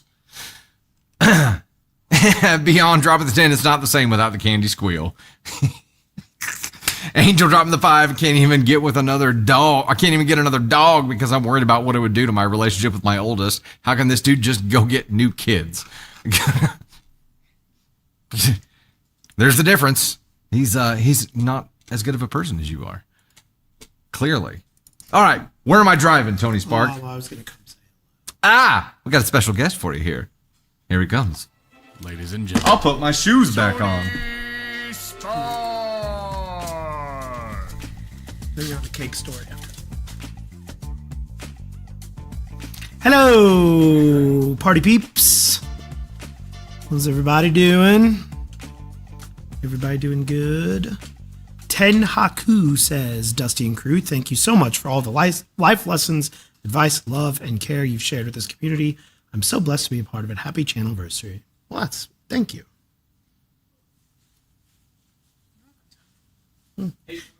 Yeah.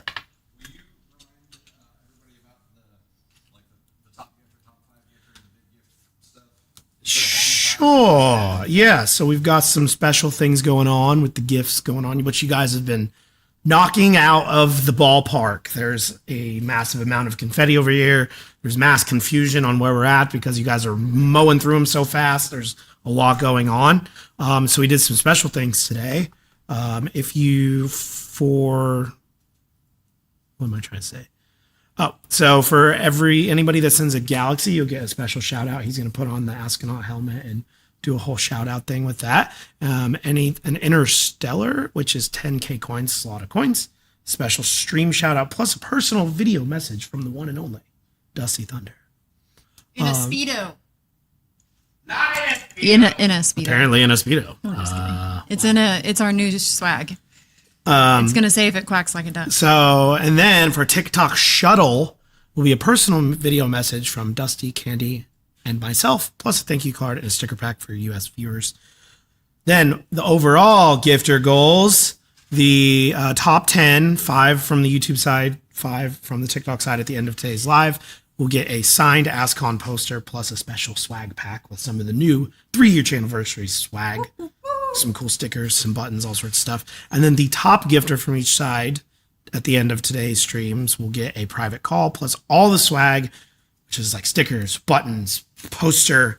There's a lot. There's a whole bench full of stickers and swag. We have 2 keychains left, and the person that wins on the YouTube side and the TikTok side will get the final 2 keychains. And I do not think that we're going to remake the AskCon scale keychains. So these will be the final 2 of all time.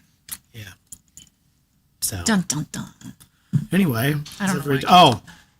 I don't know if you may have noticed something different in this stream, but I had an unfortunate incident this weekend while at the lake.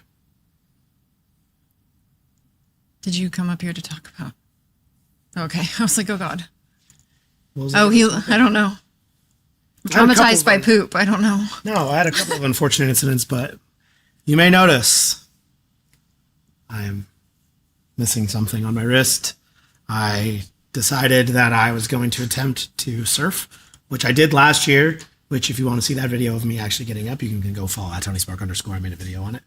But I actually got up on the surfboard and I lost my watch this last time attempting to do it. The first time fell and He's got been water. tracking it at the bottom of the lake. And I'm like, oh no. Where'd my watch go? I don't even know how it popped off of my wrist. I think it got caught on the rope handle. And also, can I just say how quickly your tan evaporated? I know, because I was in the water. That was early on Saturday, and so the rest of the day, I tried to keep it underwater and hide it. I tried to avoid it, and I've lost my progress bar. I've got a little bit here, but He showed me on his map where it's at in the lake. yeah, I can like see my devices, and it's in the lake. It's in like 65 foot of water. Aw. So lost the watch. Then the next attempt, I didn't get up, and then the third attempt, I lost my sunglasses. Which starts a whole new conversation here because like your watch was dead most of the time. It was just a tan gauge. I've been doing really good about charging it, though. Do you guys remember like the Playboy bunny stickers, like that era? Do I remember? You know you had those. I fucking Like had the it. sun sticker. That was That's why I see a dermatologist now. The tanning beds. Yeah. So I'm pretty bummed about it. Can I I've get you lost some it. Playboy bunny stickers to handle your tan for the rest of the summer? But it's got it as like last location. They are waterproof. That's why I had it on. I had it in water mode, and I literally right before I got in, I put it in water mode, climbed in, got in the water. That's crazy. I think the rope just got caught on it, and it just sad, but it's okay. That's why you don't wear your watch in the lake. It happens. Well, I've worn this is the first electronic device I've ever lost. Tony always wears a watch. I have a friend that has literally lost multiple phones, multiple watches, like sunglasses, all that stuff. She's lost a lot of electronics in the Yeah, lake. probably just wear one of those like rubber wristband things though. You know what I know. mean? Like that could be your I'm gonna tanning. get one and like draw on it like it's a watch. And be like, look at my watch. You might as well. That's as good. That's as good as the I'll old get you one. a Pop-It watch. Sad. Like Navy has one. It's a little sundial. Well, I wore my son. Yeah, I wore my. Yeah. Anyway, bye guys. Thanks for having Ladies a and great day gents. with us today. We still have an hour and 8 minutes left. We get that whole bonus hour for the 3-hour live today. Bonus hour. We gotta find a whole new source of energy to make it through there, right? Going up, Tater. Going up. Angel just dropped the hundo bomb on the YouTube side. Said, I've been here since the Reddit Set It days, and I can't say enough for this team. For getting to meet Dusty and Caden in Dallas for stories, chats, and sanity sessions with Candy, and for watching Tony grow so much with church auctions. I've made some real friends in an unexpected way. Hell yes. Thank you so much for the love. Thank you, Angel. Yeah, heck yeah. Cheryl, member for 5 months. I love this channel because we all set aside our differences, see one another as humans, and support one another. Love you guys are real and not an act. Hell yeah. Thank you. Darian dropping the 2. We need Ascon scale tanning stickers. Oh my gosh. An I would astronaut? totally use one. Like the scale or just like the astronaut? I'd put the planet. The planet would be the best with the ring around that it. would be cool. Oh, right there. Yep. Okay. So we got to look into this now. We got to look into like tanning stickers. It can't just be a normal sticker, right? It's just a gotta roll be- of stickers, and you just tear one off, and Bet. it's Okay. just like a single design sticker. I'm on it. A lightning bolt. Oh, why didn't we think of that? Lightning bolt would be the disappointed the in easy myself. One. Lightning Yeah. bolt would be the easy thing. That's yeah. Okay, well now we know. All right, we'll figure it out. We're I gonna would be we're so gonna happy. get tanning stickers. I would fucking do that. We were talking about this the other day. There was We like were. a palm tree, a dolphin, and a Playboy bunny. Yeah, And you're like, look how dark I am. that was always the tanning Yep. gauge. On your hip. Yep. Tony Sparks' watch is his Playboy Yep. bunny. That's how we got here. He's That like, is- okay. We'll figure out. Yeah, we'll figure it out. We'll try to create an assortment there. I think it would be fun. It would be really cool.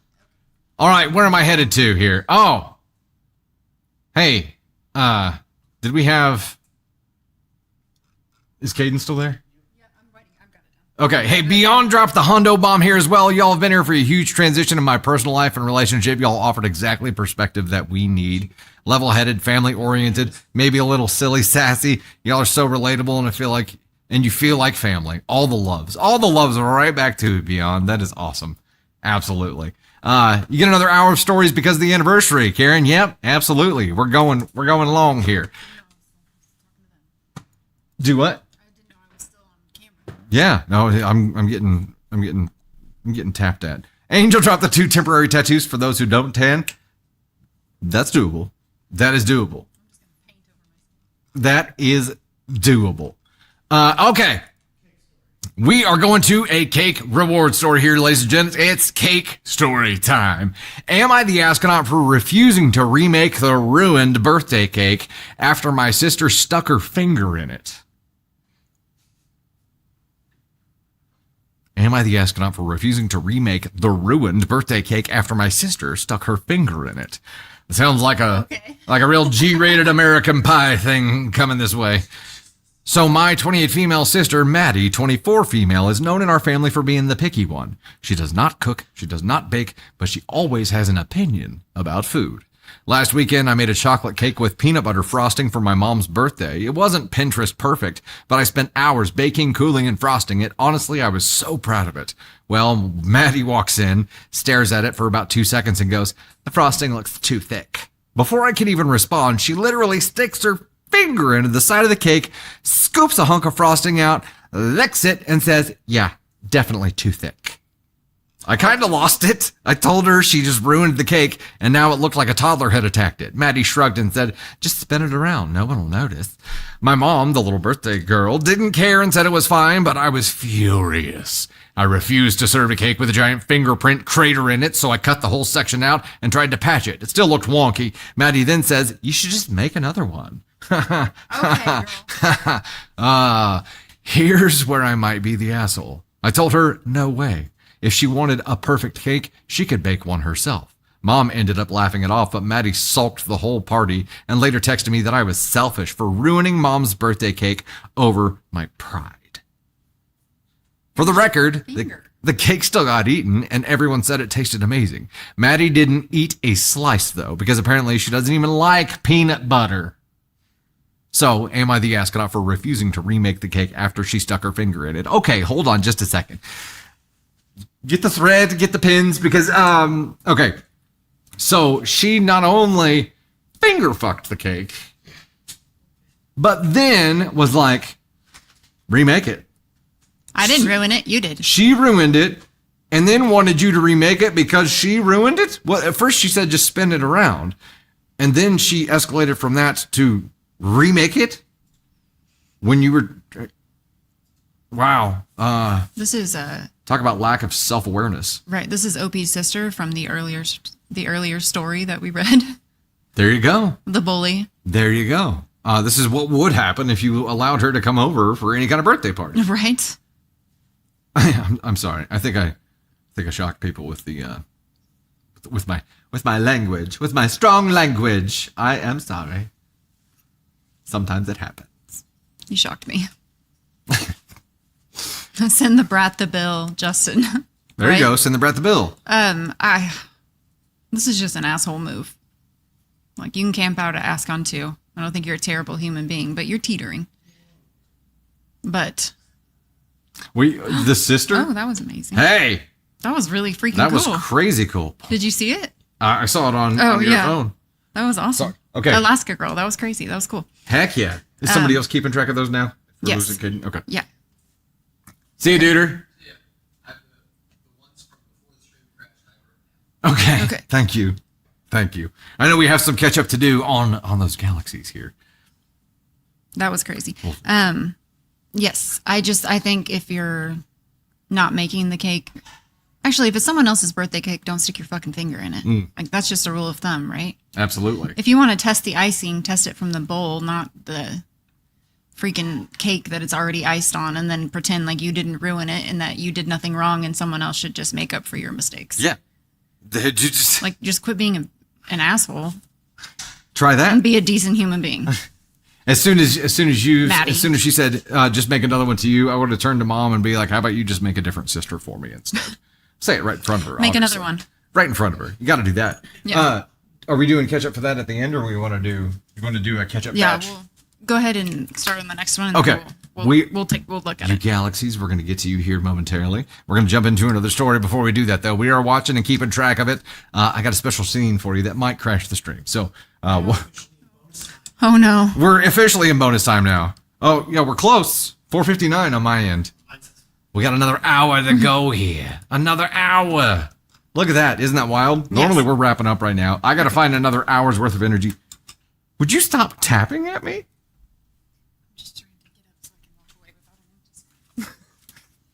live on ASCON 3. Tippity tap. I have an idea. If I put the stream deck in between us, then she can press that button when she needs to. I think it's an actual solution. Okay, I am going out to our next story here. We're going to rock and roll. Michelle C., thanks so much for the hypers.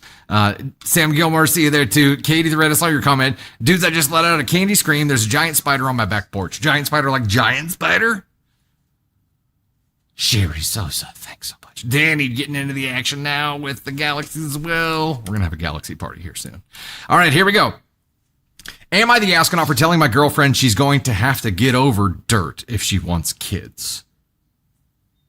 Am I the astronaut for telling my girlfriend she's going to have to get over dirt if she wants kids? The context could be very, very important here. And kids are messy. I don't know that dirt and kids is an auto. Kinda. Let's dive in and find out. My 25 female girlfriend, Amy, 27 female, is a wonderful person. She's very smart. She works in a clean room with computer chips and stuff. But she's also something of a germaphobe. To the point that she keeps her toothbrush in the hallway outside the bathroom in a Ziplocked bag. Her apartment is always spotless. She showers twice to thrice a day. Even her car somehow never has any dirt on the floor. She hand washes all of her clothes as soon as she's done wearing them. It's both impressive and intimidating. Also, like, her working in a clean room has got to be her dream job. Just like everything is perfect here. I'm not the messiest person on the planet by any means. I don't have massive piles of unwashed dishes or a leaning tower of used pizza boxes or anything, but I'm not as clean as she is. I'm not against making some adjustments, but we've been talking more about the future now that we're getting serious, and I've come across a problem. Amy wants kids. Desperately wants kids. I'd like kids too, but she's never been around babies or little kids before in her life and seems to think she'll be able to keep the house just as clean as it is now and keep the baby spotless too. I'm the oldest of 4 and the oldest cousin of 9. I grew up around kids. I've been babysitting since I was 10. There's no such thing as a clean toddler. Not for longer than 10 minutes at the very most. She thinks if we just work at it, we have a spotless house and a spotless kid. I told her gently that that's just not possible, and asked how she plans on handling diapers, vomit, frogs smuggled into the house, jam going everywhere, soup bowls tipped over for fun, spilled grape juice, nail polish on the walls, and the like. She insisted that the kids who do that are just poorly trained and don't have good boundaries. I told her that they're kids without fine motor control or impulse regulation, and accidents will always happen. And if she wants to have kids, she's going to have to accept that they're going to get messy, and our house will get messy. Amy accused me of not being supportive and trying to find excuses not to have kids with her and trying to guilt her into being sloppier. This is dissolving into an actual fight instead of a discussion, and I'm starting to second guess myself. Maybe my family was just excessively messy because we were rural and poor. Maybe my standards are too low and we really haven't tried hard enough. It's very frustrating, and I want some outside perspective. Parental perspective, especially. Am I the astronaut? Poorly trained. Those children are just poorly trained. Says every non-parent in the world. And he's right. I mean, or they're right. Kids are just messy and they don't have control. Like, they don't have a filter. They don't have like any of the stuff that we grow into as an adult. And it's not about training them. Like, poorly trained, like, feels like pet-like, in a way.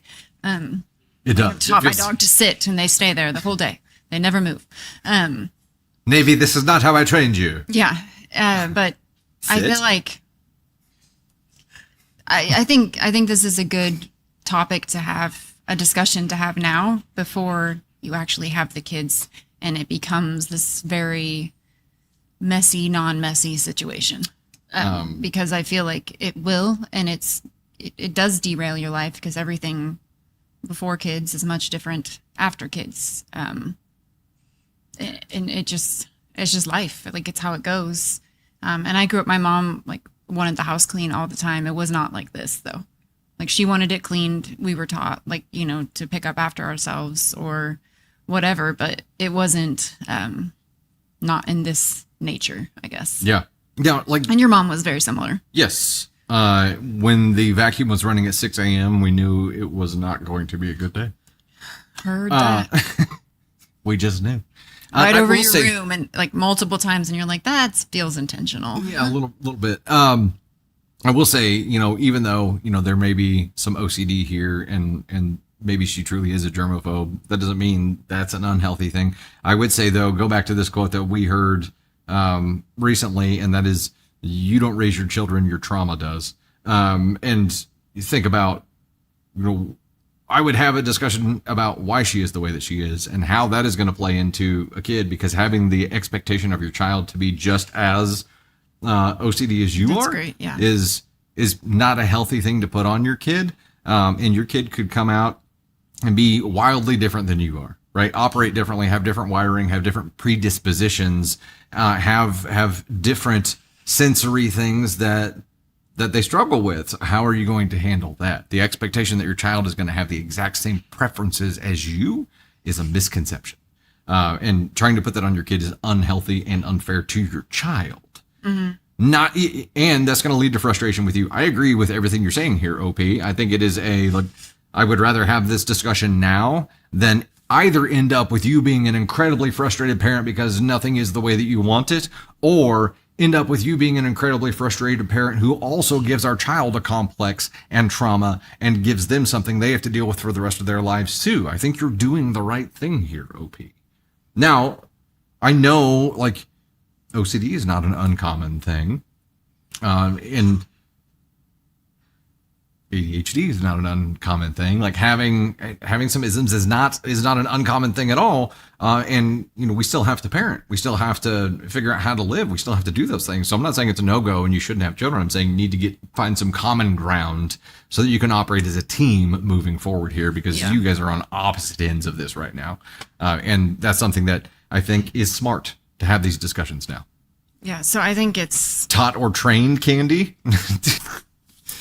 no, I'm a millennial. My mom trained me, and I wouldn't recommend it. Trained.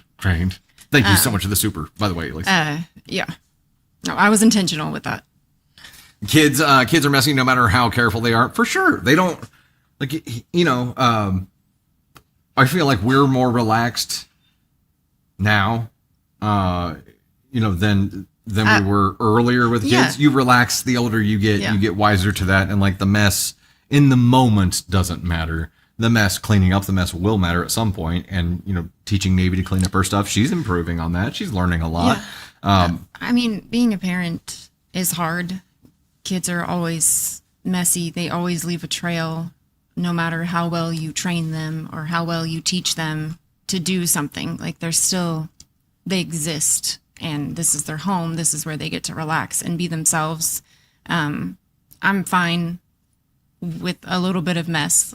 It doesn't bother me that she has stacks of drawings that are all over the house. The stuff does not bother me. And it didn't bother me when the kids were younger either. But I think you have to find, like you said, common ground, or else it's going to butt heads and your relationship will suffer because of it. So be on the same page parenting wise before you become a parent, especially if you're planning. I think that's very important to do.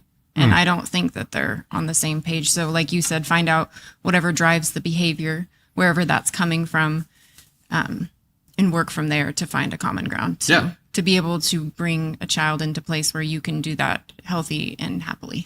Because what's going to happen if you don't, and your kid finally figures out the system and has one parent who is extremely anal about everything being super tidy all the time, and one parent who's more relaxed? They're going to start pitting you against each other. They're going to start coming to you whenever the other parent says to do something, or you're going to start using how you don't follow the same rules. It's going to be messy. Just I will say that my mom now is the most chill, relaxed grandma there ever was. Yeah. She lives for playtime with Navy and all the stuff and all the messy stuff too. She buys slime, Play-Doh, that's a all of the grandparent's stuff, prerogative, right? Right, to have at her house. That's what you're supposed to do as a grandparent. And I'm and she's she can never have too much sugar. And I'm 9 out of 10 doctors disagree. And I'm where was this? And she's well, I did my nickel. Now I'm relaxed. There you go. And I was Did your it's nickel. true. And I maybe it was a little bit like that with Navy too. I think you can become more understanding of how hard life is when you become a parent and the further you get into it and you relax. And That's you my use opinion. this pick your battles or this isn't my hill Yeah. to die on kind of methodology going into it. Yeah. And I think that has a lot to do with it. You start to have a better idea of where your energy is going to and trying to ask yourself, is it worth is my getting perturbed or angry about this going to solve anything? Is it going to create any good, or am I just punishing myself? This is coming from personal experience right there. What he's saying. I know not what you say. A little bit of I just want to say that like the mess is going to go. The kids eventually are going to go, and like knowing our girls started their junior year and next year is their last year. I'm like, enjoy the messes while you can. I want it. I want it all, like all the experiences all the time. Because like it's looking at their school pictures today and like how far they've come in just like the last 5 years. I'm like, I am not ready. Why do I have this feeling though that like I'm gonna be crying every 10 fucking years, day. 10 years after Ava doesn't live with us anymore, or she's out doing her adult thing, I'm still gonna find her shoes laying around. Probably. How is this? I know this is gonna be a thing. Probably. Okay, catching up here a little bit on the YouTube side. Beyond to drop the 5 said it wouldn't let me say to follow at @TonySpark_. I got you covered there. If you have not already, make sure you follow at @TonySpark_ on TikTok. Heck yeah. Angel dropping the 5. Candy Thunder, there's a surprise delivery coming your way in 30 minutes ish. Ooh, we better keep an eye out. Also dropping all the happy poops. Thank you so much, Angel. Beyond dropping another 10. Amy isn't ready for a tiny animal, which is what a baby is. You don't train an infant to not have a blowout or spit up down your back. That's actually a good idea. A pet first. A pet would be a really good idea. Yes. Yeah. Because the pets are going to be, yeah.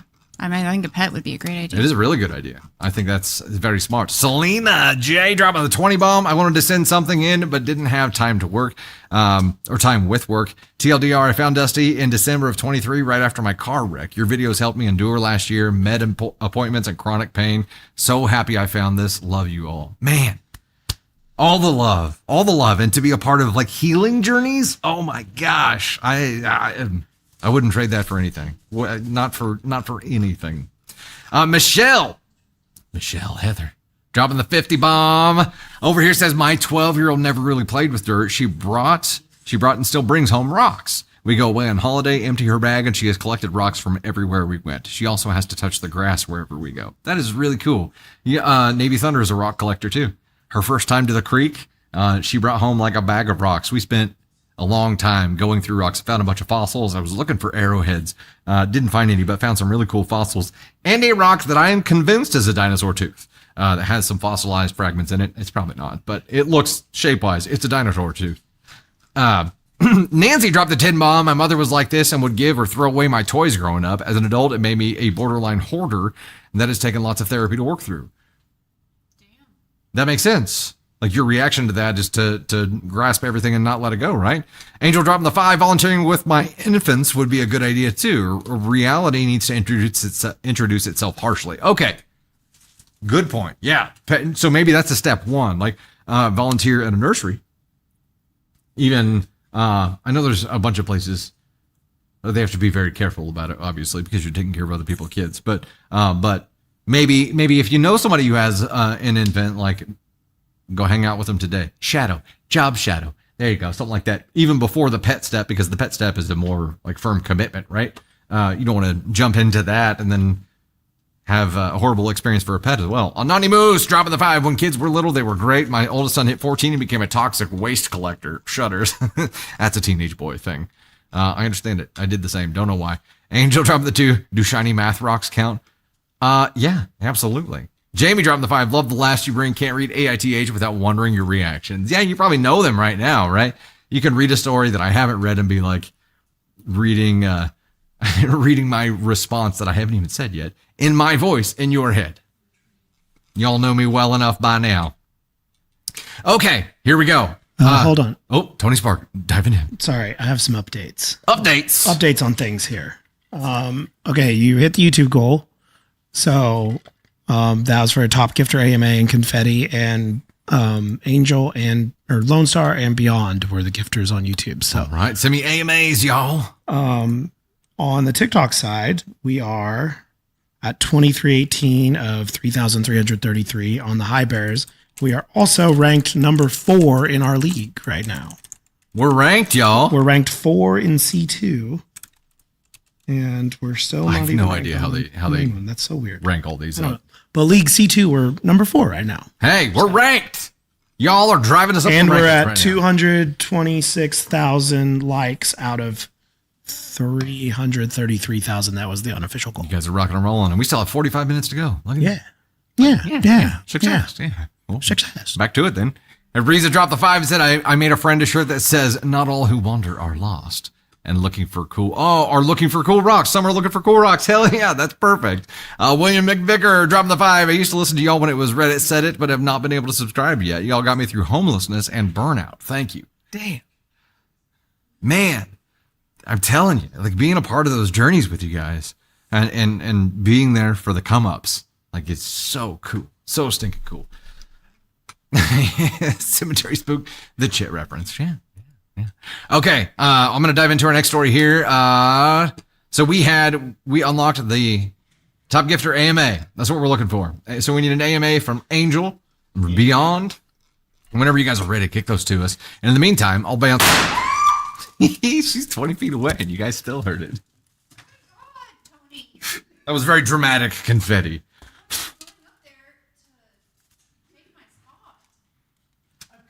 Sazrala dropping the 10. Didn't have time to submit, but me and my husband really enjoy Sunday Night Lives together. He's only home weekends. It's a bonding experience for us, even when we don't agree. That's perfect. I love it, and I love that it's a bonding and probably learning experience about each other when you don't agree on things too. There are still plenty of things that Candy Thunder and I won't agree on when we hear a story. I see a perspective, and she sees something different because we're different human beings, and that's okay. We're not going to agree on everything all the time. Right, Tater? Or are you going to disagree with me on that just to be contrarian? What the fuck are you talking about? Beyond dropping another 20 bomb here says, also Candy has the most in-depth, thoughtful takes on these stories. She clocks things so crazy well that it's increasing my ability just by listening. She's a smarty britches. Indeedly do it. She's like, well, yeah, don't mind if I do. Let me jump back over here and I was eating a snack. resume my position here, and yeah. It's gonna go to my head, Beyond. No, I'm just kidding. Thank you very much. That's Y'all very know kind. this was the master plan. I was just the meat puppet that she convinced to do this in the first place as a long game so that she could get on camera and give feedback the way that she wanted to. I was just the guinea pig to see if it was feasible. I'm kidding. I'm obviously kidding. But the look from your face is not kidding right now. That's not true. Also, because they've seen me when he's not up there.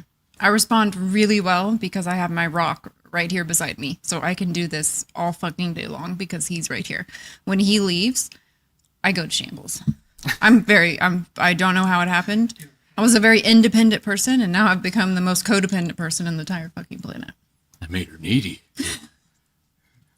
In this aspect, I'm very codependent because I need him here because he makes me feel comforted. Are you free tomorrow? but No, when I'm expensive every day. But when it's just me by myself, I'm like, every thought that was in my head has just left the building, and I'm not sure what the fuck to do with my face or my hands or my voice. What do I do with my hands? Yeah. What do I do with my hands? Angel! See your super there, says your gift has arrived. Somebody just pulled up. Oh, snap. Something's headed in here. Beyond Drop the 5, Miami. How are the 3 teens doing? They are good. They're really good. They all just started school this week. They're doing really well. They don't love school. You know, they don't. They're like Brady. He's like, it's boring. Well, yeah. And I told Brady, remember, boring things are important too. There you go, Chili. And I said, at least that's what they said that's what Chili said on Bluey. And he was like, oh, that's true. And I love him for that. I love that he said, it was fine. I'm not nervous. It was fine. Yeah. Yeah. He's The girls are, stressed. they have cheer. Brady has football. Yeah, I mean, there's a lot going on. girls are a lot They're more- very busy. They're a lot more aware and stressed about schedules and subjects. And They're a amount lot of more work aware and stressed about what outfits they're going to wear for That's the true. entire That week. too. That For the too. entire first month of school, as to not repeat an outfit, Yeah. Well, yeah, You have to be very, very aware. They are. You can repeat Brady's- bottoms, but not top. Brady's super chill. But yeah, so we've got football.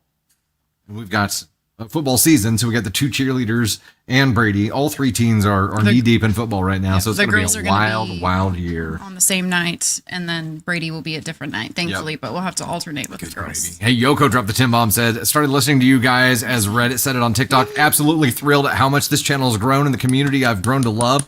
So happy and grateful for the Thunder fam. Thank you so much for the love. Good gravy. 10 Haku dropping the 20 bomb. You guys have truly helped me to navigate in the most positive way with my relationship with my partner. We're 8 months strong and have the best communication. I thank you all for it. Love you guys so much. That is amazing. Anonymous dropping a 10 bomb short story. Went deep sea fishing with my dad when I was 12. We both caught swordfish. I insisted that I get to keep the sword for mine. We flew home. That thing stank. I was forced to toss it. Boo. That is amazing. I love it. Okay, Candy Thunder has something. Look at this. Oh, look at this. Those are some I'm so excited. I love nothing but cakes. amazeball looking bunt cakes. Hold Thank on. you, Angel. Hold on. The funfetti. We got Funfetti, red velvet. Lemon and chocolate. The chocolate ones are so good. I They've can chocolate chips in them. smell them. I can smell the sugar. I can smell you. Angel's AMA dropping another 5 here. It says my AMA. Who is eating which flavor of cake? I'm eating chocolate and funfetti. I gotta go. Funfetti for sure. Pick two. I picked two. Red velvet, Funfetti. Okay, thank you.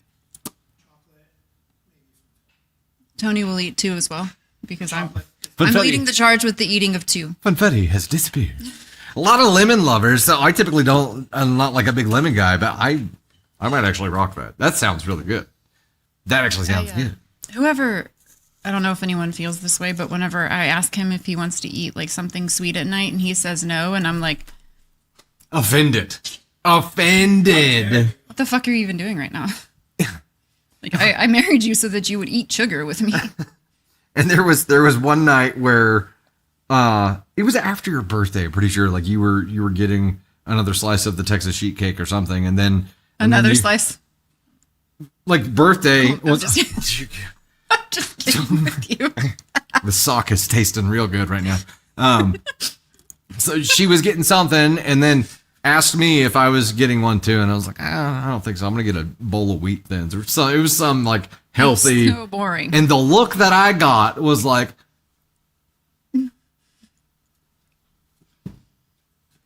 it's like, just, you're not getting something now, so I feel judged because I am getting something. Like, you have to get something, so I don't feel judged as well. It's like this automatic, and I know even if you're joking about it, like, I know it's there. Like, No, I get it. I As a mean, I'm partner, you're joking, joking, but I'm not. Like I am on some level there is a joke, but on some level there's not. I don't know. Like, I feel like if I can't do lots of sugary stuff. It just makes me sick to my No, he stomach. doesn't. He prefers salty snacks in the evening. That sounded weird, but that's what he likes. You can't just have a salt snack and then be like, I'm just gonna stop right there. Yeah, you guess sweet and salty can go together. It's just like very sugary things. I can't do, I'm especially. like, so I get it, and I'm like, And I oh, had a did you lot- want a bite? I had a lot more you in wanna one share? day than I normally would. It was after the stream Sunday night. That's when it was. Yeah. I get it, Ambersy. It's a mental thing. You pass, and now we feel like we need to as well. I get it. It's like It's- we're in this together, and if we aren't, I feel like I'm doing something wrong. I get No, it. and I'm not serious, you guys. I can eat my sugar on my own. I have no problem with that. It's a fun game. It's a fun game. She likes. She just likes to make me squirm by giving me eyes right then and making me be like, I'm sorry. I mean, I don't. I will. How about I don't. I was gonna say that you make me squirm, but then I was like, okay, I need to make. I can't say that. That feels like a double standard. But you said it. You give me shit about other stuff. I do. There we go. It's balanced. Okay, read a fucking Sammy story. Read a fucking story. And Drop the five. Said I've been listening since 2022. You got me through surgery, depression, and severe bad thoughts. Thank you so much for being who you are, Sammy. All the love. Holy crap. It is a big deal. Angel dropping a 5. Dusty, those are my 2 favorite flavors too. Funfetti and red velvet for the win. I don't think I've had the red velvet bunt cupcake though. I am excited about it. Beyond it with a 20 bomb. You know how certain things will trigger memories in a weird nostalgic way? I spent last summer driving late at night every night, and now when I'm driving at sunrise, I hear the podcast transition music in my soul. I binged. That is wild. And I get it. Yeah, there are those trigger points that will bring like sound and smells and all kinds of things together. Yeah, it's wild. It is wild. Okay, jumping over to the next thing here. I know I have a lot of catch up to do over on the TikTok side as well. Let me just scroll up and make sure. Make sure. Risa had the 5. I made a friend a shirt that says, "Not all who wander are lost." Yeah. I read that one. Is that the one you were saying I missed? I was making sure I'm not missing everybody here. Okay. I'm story number 5, correct, Tony? Yes. Okay. Here is next story. Am I the astronaut for prioritizing my children's relationship over my wife's preference? It's Kobayashi Maru, right? Am I the astronaut for prioritizing my children's relationship over my wife's preference? I have 1 son with my ex-wife and 3 kids with my current wife. My oldest is 19. The other kids are 13, 12, and 6, all boys except for the 12-year-old. My oldest traveled overseas during summer break, but there was a 2-week period where he was at school but had no class and no commitments, and he wanted us to come visit him. I said that we would go, and when I told my wife she was annoyed I committed without asking her. Going overseas? Yeah. I said we didn't have plans. She said I couldn't know that for sure without asking her. I said if there are plans, I don't know about. Surely that means she made a commitment without asking me. Ooh, the argument fizzled out. However, she later informed me that we were invited to go on a trip with some friends that would overlap, and she wanted to go on the trip. I said we already had plans. She said she never agreed to the plans, and the argument resumed. Eventually, I said she could do whatever she wanted, but the kids and I were going to fly out to visit my son. I said it's important for them to spend time together so they continue to have a good relationship now that he's an adult, and we probably won't see him as much. She said, I know that she hates California, where his school is, and it's insensitive for me to just assume she's okay with going. I told her if she doesn't want to go, don't go. Words hard are, I will go alone with the kids. She didn't want that, and the fight got intense. So I said we should ask the kids what they want to do. When we asked the kids, she really talked up her vacation plan and poo-pooed going to California, but the kids wanted to see their brother. She still didn't want me to take them after that, and we continued to argue about it right up until the kids and I left. We had a great trip. Ever since we returned from the trip, she has been frosty towards me. Last week, she dropped the bombshell of wanting to do couples counseling. I agreed, and we just found somebody and made an appointment for September. All my friends say the counseling is a bad sign, the divorced and married alike. I guess I just want to know what I'm in for. Am I going to go in and immediately get roasted for my actions? Ultimately, I love my wife and I love my kids, and I want my kids to have a good relationship with each other. Is that so bad? Okay, this will be an interesting one to dissect here. I don't think counseling is a bad side. I think that if you're sick, you go to the doctor. If your marriage is sick, you go to counseling and get help to work through it. I think it's a sign, as long as you're putting the effort in for both sides, I think it's a sign that that you want this to work. And like I said, as long as you're being truthful in counseling and are open to receiving that help. But it doesn't necessarily have to be a bad sign. But if she intended it to be a bad sign, then maybe you have a problem. Regardless of how she intended it, and I did think about that, but Brittany makes an interesting point. Make sure it's a real therapist first. That's true. We've run into that story before. She probably has an agenda going into this, right? Given that she did it when he came back from this, given how that fight escalated, I think she has an agenda. And I think she's doing it to make a point. She's doing it to make a point. Now, hopefully you have a good therapist that you end up with, and it's not one that will just allow the person who contacts them and sets up the appointment to control the agenda, but actually focuses on healing and improving communication and making you a better couple overall, right? Because that's the true goal here. And maybe that's the first conversation. And in your shoes here, going in there, I think going in there with the one goal of becoming stronger as a couple and as a team, I think that's a pure goal that you can go in with. And if somebody else has an ulterior motive, a good therapist should see through that pretty quick, right? Hopefully. I wouldn't think that you're married and divorced friends alike saying that it's a bad sign, that's a red flag. Yeah, I think unless they were just using it as a last ditch effort. My gosh, you all know what I mean. And they were already checked out. Yeah. Maybe for the people that it didn't work for. I'm not sure. But so this is OP's son, but not the wife's. Yes. OP's son from previous marriage and not wife's. And maybe it had something to do with that. That would be a fucking problem. She hates California, which is where he's going to school. So she doesn't want to go ever see him at school because she hates California. Like she wanted what she wanted here. So it seems like, at least from, we got to remember that we have OP's perspective on and this I get not checking. Like I get what she said about like, you definitely shouldn't have committed without checking. I do agree that is a good thing to do in a marriage. But I also think if your kid asks you to come see them while they're in college, if any of our children ask us to come see them while they're at college, my answer is yes. Hell yeah. Like, you want to see me? Absolutely. I'm there. The communication should have happened, though. But I do agree with that. They should have communicated, but I don't know. Like, it kind of seems like she doesn't want to go see his son because it's not hers. Like, I don't know if that's true, and I don't know if he's painting it to be that way, but it gives off that vibe. Well, and now she's got ammo she's stacking up, right? She's like, I don't want to go because you committed without talking to me first. I don't want to go because it's in California. I don't want to go because it's not my kid. There are a lot of different selfish personal reasons that she's got stacked up, but you should go. You should go to counseling. And she may be marching in there thinking she's going to mop the floor with you, right? Because she wants to air this grievance. And hopefully you've got a good therapist that will treat this as an exercise to improve you as a team.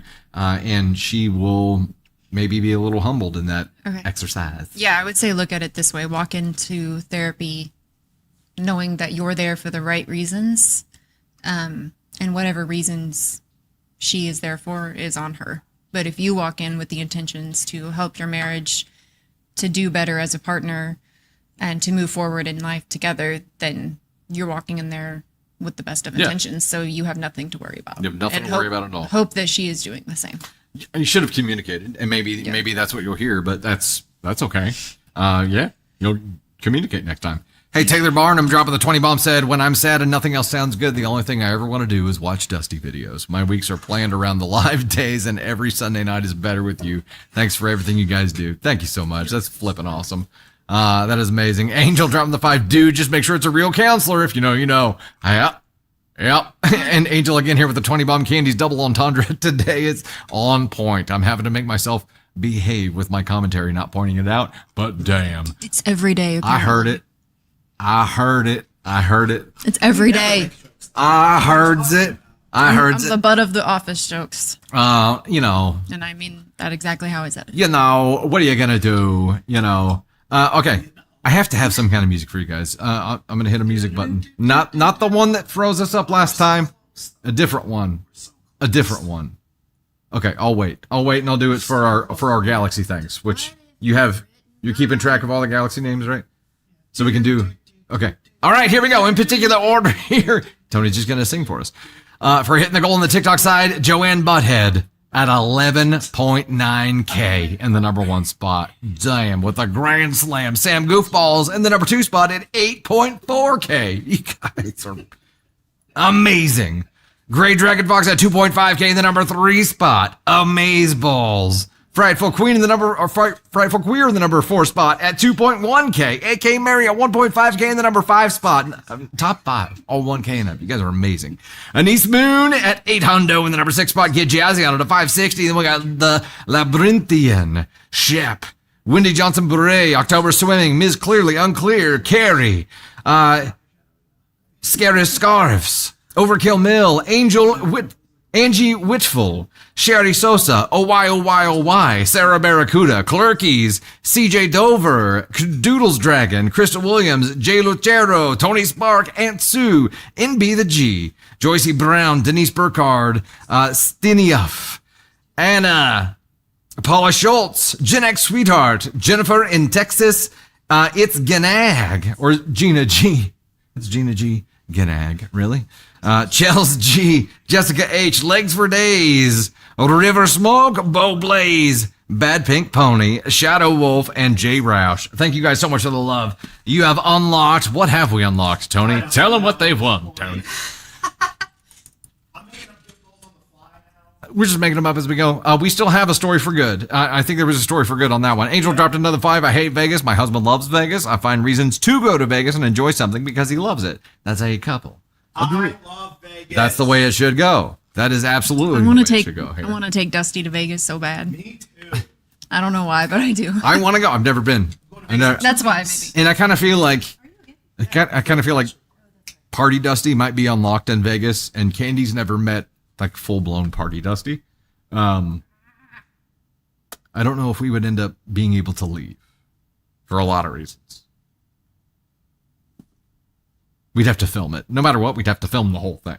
You act like we're gonna go there and have a Hangover movie trailer. I mean, if I went with you guys, No, I'm gonna go there and have a Hangover don't- movie trailer, and then you're gonna have to We don't to even babysit. drink. Yeah, we don't drink now but if we were there where we could let loose and have fun and have a contained environment ish to have that fun in, I'm gonna have that fun. I don't believe this guy. She doesn't believe me. Okay. Challenge accepted. No. Challenge I accepted. won't babysit your ass. You won't be. No, you can be my partner in crime then, and someone else can babysit us or not. We'll just see where the wind takes us. I don't. We have too much responsibility back I'm home. not even a planner, and that sounds shocking to me. I'm a fly by the seat of my pants kind of gal. I don't like this. I don't. Oh, a gummy, yeah. Okay, that would be fun. Gummy party we could do for sure. It'd be I great. I would be okay with that. Might be several party favors involved, but we'll see. We'll see. That'd be a good starting point. That'd be a good starting I point. would love to take you to Vegas and we'd have a great time. I would curate a wonderful trip for all of us. Let's book a fan floor at the Strat ThunderCon. There you go. No wait. Not? If we're going to Vegas, I can't go to Vegas in a way that I have to behave for. You know what I mean? My first time there can't be ThunderCon. But All can right. you think of a better tour guide to Vegas than me at this point? I feel like I'm getting really good at I Vegas don't right know. now. Your last trip to Vegas. That was not. pretty- That doesn't count. I was went to the pretty desert. poo-poo. I went to the desert on the outskirts of Las Vegas. I'm going to Vegas in 2 weeks for a bachelor party that I'm mainly planning. Well, you so- better do better this time. Oh, I'm pretty excited. Come back with good stories. We'll see. I did it on a budget. We'll see. You'll all see. All right, here is our last story for good for the stream today, ladies and gentlemen. I just wanted to share this with you all. I wrote a poem for Dusty in honor of the channel's anniversary.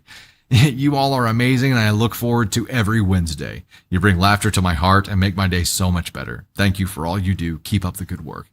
Dusty Thunder, he's a wonder. Reading stories to make you ponder. All the ask-ons and black holes that will make your eyes roll. Dusty Thunder, there's no greater. Also, Candy, known as Tater. She loves Dusty, that's no joke. But don't forget her Diet Coke. Dusty Thunder shakes his head and laughs at Tony, a.k.a. Ted. Caden Thunder likes to rap. He's surprisingly good, and that's no cap. Ooh, dropping bars here. Dusty, Candy, Caden, and Tony, their show is great. That's no baloney. Don't forget Navy and her small part. But don't you ever... bless her heart. This just made me so This is happy. freaking I amazing. fucking love this so much. We need to create a musical version of this now. It has to Who happen. wrote that? Did it say? Was there a name? Not on my doc. Oh my gosh! You know who wrote it? Okay. OP. I don't know if they want me to. If you want That was so to claim great. it, if you want to claim it, claim it. That was very fun. A Dusty Thunder meet and great in Las Vegas. At least drop the 5. Meeting space is actually really affordable in Vegas. You've managed 11 meetings in Vegas now. You can help plan a group meet. Oh, The we're latest, gonna have a group party in Vegas. LA's Okay. the bestest you could make it musical. Do it. Ted, do this. Do it. Sarah and Absolutely. Bearded A and my sister said they wanted to come too. So Yeah. February is what we're looking at. Oh, you're gonna do it. saving my You're gonna do it for points. my birthday. I'm saving my points. I've never traveled with points until in the past 2 years, and now like We do the Dusty I'm like, can it go on the card? Yeah. for your birthday. We're like you know, I'm addicted to points. we're like trying to fill up the plane's fuel tank with points. We're like, does it run on points? Put them in there. Trying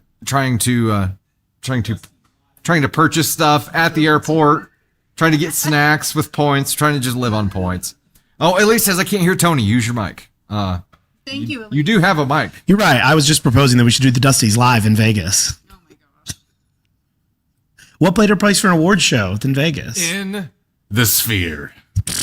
Oh my God, the Ascon scale rotating outside this. The sphere? So Yeah. fucking- I I don't want to never burst your afford bubble, it but that's ever like in our millions of life. dollars a But, day oh my for God, that. that would be but- so amazing. Sure.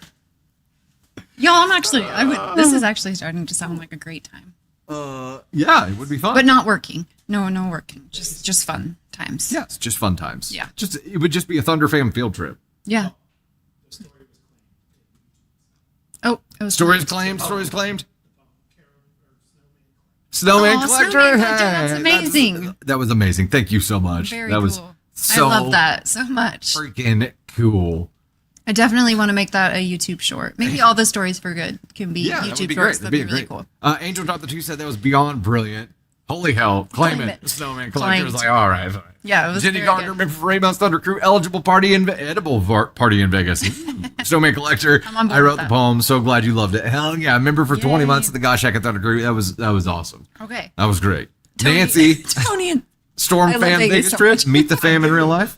I'm down. You guys would be so disappointed. Beyond in meeting me. Beyond dropping the 20 bomb, y'all talk about these gummies so much, I'm going to feeling indirectly peer pressured in a good way. Joyful poetry, fellow Thunder friend. Hell yeah, that's awesome. Thank you so I much. have things I could say about the gummy, but I won't say this. That's like a VIP life. Angel dropped the 5 said, I'd go to Vegas to see you guys for real. My husband would be very thankful for the excuse. This might be coming together, y'all. We'll see. We'll see. Candy Thunder and Tony Spark over here off cam, visually having conversation about it. Yeah. Field trip? Is it a write-off though? That's the question. Yeah. Okay. Rebecca. There you go. Okay, I'm going to dive into our next story here. It is 5:42. We got 18 minutes left in our 3-hour stream here. What am I missing? I'm missing something over here. We were talking with our eyes and our hands and like making gestures, and we weren't even We were talking. talking about different things. We weren't even talking about the same thing. It was like a completely different conversation. She's like, "What are you talking about?" And I was like, "This." And she goes, "That's not what I was talking about." It's like, And I was like, well, Oops. And he goes, what were you talking about? I was like, I can't say. I can't say, but it's not what you were talking about. Oh, good gravy. Okay, we'll dive into our next story here, ladies and gentlemen. Am I the astronaut for teaching my 3-year-old the definition of the word mistake? Yeah? It depends on how you do it. Yeah. Now, I will say, before diving into the story, Navy Thunder learned what mistake means, but would use it in a way where it's like, you know, if I failed to do something for her, like if I failed to Get the snack. get the snack that she wanted that she didn't tell me about, right? Like if I failed to read her mind or go above and beyond in some way, she'd be like, "That's okay, Daddy. Mistakes happen." Okay. Am I the astronaut for teaching a 3-year-old the definition of the word mistake? Every summer for the past couple of years, I have worked different jobs as a summer nanny. When I started nannying this past summer, I realized quickly that it would be unlike any other job I've had. Why that is for another discussion. Or why that is for another discussion. Anywho, a few weeks ago, one of the kids had their birthday. Their mom asked me to make them a cake for their party because I have previous experience making cakes. While she was out running errands, I got started on the cake and I ended up burning it because the kids... While she was out running errands, I got started on the cake and I ended up burning it because the kids were fighting and I had to deal with that. As I was cleaning up the mess from the burnt cake, the 3-year-old came up to me and asked why I was throwing the cake away, to which I responded, "Oh, it's because I made a mistake and burned it." He then asked, "What's a mistake?" Seeing this as a valuable teaching moment, I said, "A mistake is when you do something wrong by accident. Mistakes aren't a bad thing. Even grown-ups like me make them. I actually think it's good to make mistakes because you can learn from them. All you need to do is start over and try again." Okay. Great. He was very content with that answer, and I didn't think anything about it. When his mom got home, she yelled at me for burning the cake. She was livid. I don't understand why, especially because I offered to reimburse her for the wasted materials and stay late without pay to make a new cake, but she screamed at me nonetheless and said that she'll make it herself. Since then, the 3-year-old has been terrified of making mistakes. He won't do anything independently. She made me spend an hour each morning teaching him how to write, and one morning, while he was refusing to write his name out of fear of making mistakes, she stood up and screamed at the other kids and I. She said, "Who taught him what mistake means? When I found out, I'm going to be pissed. This is going to ruin him." What the? This is going to ruin him? No, I don't think that's the thing that's going to ruin him, lady. I was shocked by her reaction, but once the initial fear wore off, the kids and I were terrified of her. I decided to own up to it because I didn't want the kids to get punished for it. I calmly explained that it was me and told her exactly what I said, and she fired me. She didn't give an explanation why. The only thing she said after months of my working for them was, "I'll submit your last pay stub." That's how I figured out that I was fired. Am I the astronaut for teaching him what a mistake is? I don't see why she fired me over that. He was perfectly fine until he saw her reaction to my mistake. I think that teaching him the word just gave him a word to put his fear to. He saw how she reacted to me, and he sees her screaming at his siblings daily. They have told me before that they can't stop doing something, albeit homework, piano, violin, etc., until it is perfect, for mistakes they make. And that is what traumatized him. Please give me closure as to whether or not I am the astronaut. Let's just say I will never work as a nanny again. Kids are great. Parents suck. I couldn't be it. I couldn't do the nanny thing. I couldn't do the nanny thing. I couldn't do the nanny thing because watching this happen, like, here's a word that you can teach your 3-year-old mom: emotional regulation, because you just taught him a world of pain that he's going to have to heal from when he gets older because of the way that you react to situations. Like, I don't know. This just makes me sad on a whole nother fucking level. Yeah. And to see, as parents, we make mistakes, we get stressed out, we respond in a moment where we wish we wouldn't have said that, but you fucking apologize and you admit your mistake. You admit your mistake, because I'm not saying that you have to have together 24/7, but as a parent, you have to apologize. You have to make sure that your children understand that you made a mistake. But just screaming at them all the time, like I nothing makes me angrier than watching parents just scream at their children and like treat them like this, and knowing what you're doing to them as a child and how that's going to reflect as an adult. Like, it's unnecessary and so hurtful to the world because of what you're doing to your children. And like I said, you don't have to be perfect all the time. We lose our cool. We get angry. That is human nature. But when you can accept that how you acted was inappropriate and you made a mistake and you should not have done that, and you apologize, you show your kids a whole new world. And this is not it. Like, this just makes me, like, I have this just makes me so angry. Like, so fucking angry. Go back to, what we said earlier. You don't parent your kids, your trauma does, right? So this was obviously how mom was brought up. Mom was brought up with this, like, you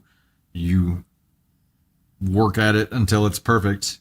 And if that means you spend 8 hours doing it, that's what you do. There are no such things as mistakes. You will be perfect. And that created the trauma that she has today that she's just passing on to them, right? And it's not healthy, but there has to be that's how she was trained,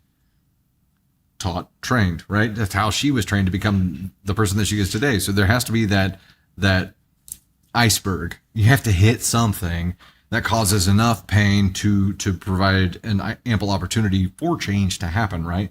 Maybe this is it. And maybe even though she fired her, even though,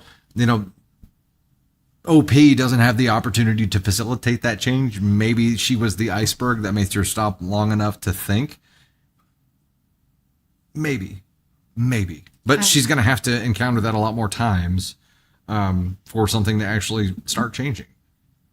To just be mad that your child was taught to know what the word mistake means. Good gravy. In the most healthy way possible. Like, you already know, yelling at someone because they burnt a cake. Like, I can't even, that person already has their punishment. They burnt the cake. Like, they know they fucked up. They know they made a mistake. Yeah. They fucking burnt it. Like, it's right there in front of them. But to yell at somebody, Where does that energy go and what does it solve? and that's my thing. It's like, you treat your kids how you want to be treated yourself. Like, as an adult, we don't want to be just yelled at all the time. How would we respond to that? And how would we, that's not going to make us rise to the occasion. That's going to make us shrink and feel small and feel like we don't want to do that again because you're going to yell. And that is not how you teach your kids. But if you have like a highly emotional response to something, it's because you're reacting about something that you project Absolutely. from your own insecurity, right? So in that case, it is that she was triggered because like she wasn't allowed to have mistakes. She was forced to be a perfectionist and is highly emotional and dysregulated because she's reliving that right now. Right. And just forcing them to go through the same thing. It's like you can't explain what you don't understand. You can't control what you don't control, right? You can't control what you can't see or that you don't realize is happening. So she's triggered and she doesn't even know it. So that's... It's an NTA for you, Nanny. When you're, like that, yeah. I wish you would nanny more. You know what I mean? Because like you had a pure approach about this, and there are so many kids out there that need that person, and maybe you were the iceberg for that kid too. I hope that the mom sees how wrong she is. I hope that she understands that being perfect is not all that it's cracked up to be. At what cost? Yeah. It's gross. It's gross. I don't. And this poor kid, Makes me sad. The cycle continues, right? That's 3 years old. That's like, that makes my stomach hurt because they should not, like, I can't even imagine like Navy feeling those feelings. Tony, do you at have that age. mod permissions on I got the it. TikTok side right now? I got it. Okay. Done. A little bit of catch up here. That was absolutely NTA for you, OP. A little bit of catch up on the YouTube side. Michelle Standifer dropping a 5. Just the thought that the world's largest dispensary is in Vegas. That's what Tony said. Angel dropping the 5. Whoa. Goal countdown. Eep. Angel must meet goal beyond unless it's in reference to here. NTA. Katie Hayden dropping the 5. Have to hit the goal. There we go. Rock and roll. Rock and friggin' roll beyond. Was this a minute ago? Yeah. Okay. I wanted to make sure I wasn't missing something big. You guys are amazing. You know, we hit the 20 out of 20 over there. We get another top gifter, AMA and confetti. We hit the TikTok goal as well. You guys. After we go through the thanks on that, we probably need to do our Galaxy thanks too. If you have that list ready. I'll get my helmet on. Yeah. So we need to thank the TikTok gifters. We need you to put the shark head on. And then I've got one last story for good to end it on, so we don't end it on a heavy story. Okay. Got one last happy story for good to send us out for the 3-year Channelversary. All right. Okay. So I'm doing shark head now while thanking TikTok gifters? Yeah. Okay. And then we're doing our Galaxy gifters? And there's an AMA in there. Okay. We're like, which way do I dance? Which way do I dance? All right. Hey, Sticky Talkie side. Input order here. She squealed. You just turned your mic on? Yes, I'm so sorry. I'm so sorry. In particular order here, we've got Joanne Butthead in the number 1 spot at 3.9K. Then we got Shep in the number 2 spot at 2.4K. Sam Goofballs at 2.3K in the number 3 spot. We got Clerkies, Doodles Dragon. We have Tony Spark, Joycey Brown, Genesee 2014, and Mary Dulce Blake. You guys are amazing. Thank you so much. And now we got to get our Galaxies thing. We got to get the special shout out for you all, which means I am going to risk this. Going from the ocean to space, your ears Yep. It's a big pressure change, you know? Yeah, except I gotta crack this enough so you guys can actually hear my voice here. All right, Galaxies, this one's for you. Special mode enabled. And hopefully this doesn't break the stream. What happened? What do you mean, what happened? Don't say, well, oh no, what happened? I'm not allowed to say that. Hey, for you guys who said the galaxies and things close to galaxy, AK Mary. Thank you so much for all the support. That Alaska girl, thank you. Thank you. Grey Dragon Fox, you freaking rock, brother. Sahasrara, thank you so much for that. Bergatha, thank you. Really appreciate the galaxy love over there. Callie Knight, thank you so much for the galaxy love. And Danny, thank you so much for the galaxy love. You guys are amazing. Mwah, mwah, mwah, mwah. Stream isn't broken. You gotta do the Dusty.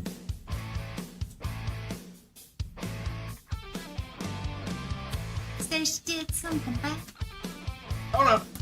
Drop the other astronaut helmet. See, this one didn't break it. Yeah, you like? You like this one? This one works. We actually have some music now. Oh, come on, get over it. She put the astronaut helmet on, like the old school one. Come on. Come on, Tater. Come on, Tater. She doesn't respond well to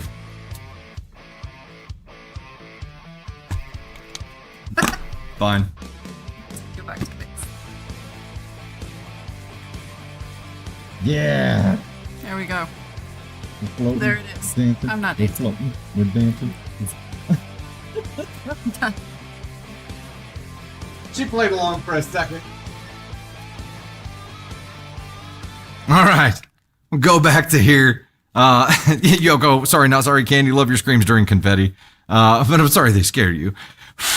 If it was a real problem, she would speak up and let us know and tell us not to do it again. Beyond Drop the Five, feel like an astronaut in the ocean? Heck yeah. I've got that. I got that song on my playlist. Absolutely. Angel, sorry, not sorry, Candy. LOL, the shriek is epic. Well, hell yeah. Heather, so sad I missed this. My life is insane and completely forgot. Thank you for being here. Y'all gave me a community when I felt so alone. Thank you so much for that. And also, if you're just now jumping in and you missed part of this, fear not. This will be available at noon tomorrow for everybody on YouTube. And for members, it will be members of the Thunder Crew on YouTube. You'll have access to it immediately. So you'll get to see the replay either today or tomorrow noon. It'll be available. Angel dropping the 5. Oh, please tell me someone got the screenshot. Oh, of us together? Heck yeah. I hope so. I hope so. Uh-oh. Uh-oh. What did I miss? Scroll up, keep scrolling on TikTok. Trying. We're checking it. I missed it. Tony's jumping on Caden's computer to try to hunt it down. Chickabee, thanks so much for all the shares. Greatly appreciate that. Lots of them. Lots of the shares there. Thank you, thank you. And Beth Bars. Oh, yeah. With the Interstellar. No, I don't know if that's It doesn't show me the names. Oh, there's a galaxy. Rebecca. Hey, Rebecca with the galaxy as Oh well. my gosh, that gray dragon, that's so cool. Oh, Grey Dragon with the. Dang. You guys Gray are dragon. balling out now. Damn. You're balling out with the full blown dragons here. Holy moly, that's amazing. That is mint. The dragon is so freaking cool. Heck yeah. Thank you so much. Grey Dragon Fox with a freaking dragon. Rebecca with a galaxy also. Thank you so much, guys. Greatly appreciate that. We will have the ability to see all these after the fact. And the ones that have deliverables. We'll still be able to get done on that, okay? Fear not. We're ranked number 2 now, huh? Heck yeah. Wish we could play the Interstellar music. Heck yeah. That would be good. That would be really, really good. Okay, so story for good. Okay, we have a story for good. Just another guy. Thank you so much. Nancy dropping the 2. This is the clean lady in another dimension. Angel. I don't know. Sure, we can use a screenshot after the fact if we need to. Definitely. Okay, story for good. I already read my final. Oh, no, there is a final story for good. It's. Oh. Okay. Here we go. Final story for good. Oh, I thought you punched in for that one. Hey, Thunder Crew, staying anonymous for this one. I stumbled onto Dusty back in August of 2022, caught that very first Dusty's Awards, then binged all the TikToks and eventually switched over to YouTube and became a member. I like that platform better. Around the same time, life got rough. I had just moved to Oklahoma and started a remote job with an ask-on one of a boss, 14 to 16-hour days, no overtime pay, and corporate nonsense. Then in September, my dad needed emergency surgery back home in Mexico and ended up in the ICU. Since I was new, I had no PTO, so I worked while being with him in the hospital. Sadly, he did not recover and passed away on October 28th. I was still working while arranging the funeral and traveling. That right there granted a one-way trip to the black hole for my boss, at least in my book, as there is no corporate report that can't wait a few days of bereavement. It was a hard lesson, but it gave me a clear example of the kind of boss I will never be. By May 2023, that same company decided my job had to move on-site to North Carolina, knowing I couldn't relocate. So I went looking and found a better job here with the boss who actually values family. Family, words are hard. Through all of that, what helped me keep me sane was my family and your channel.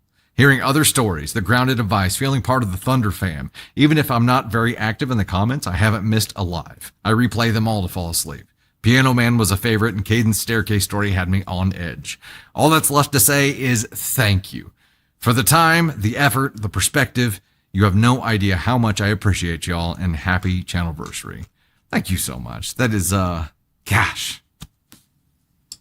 That's amazing. And out of all that, I'm so happy that you found a job that respects you as a human being. Absolutely. Because hearing people being treated like that by their employer, like, it's just completely unnecessary. And you're right, there isn't a report that can't wait or that somebody else can't handle while you're going through that. And I'm so glad that you found a job that values you as a person. Yeah.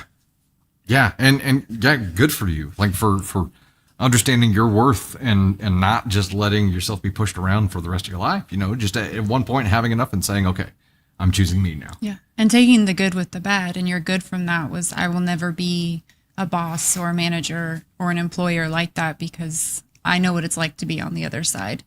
And him and I have both taken that approach, with the agency or day job, that we don't ever want people to feel like, this is a priority to us, but the priority to them is their life, the thing that they come to work for, because they get to go do that outside, in the outside world. This is where they make their money.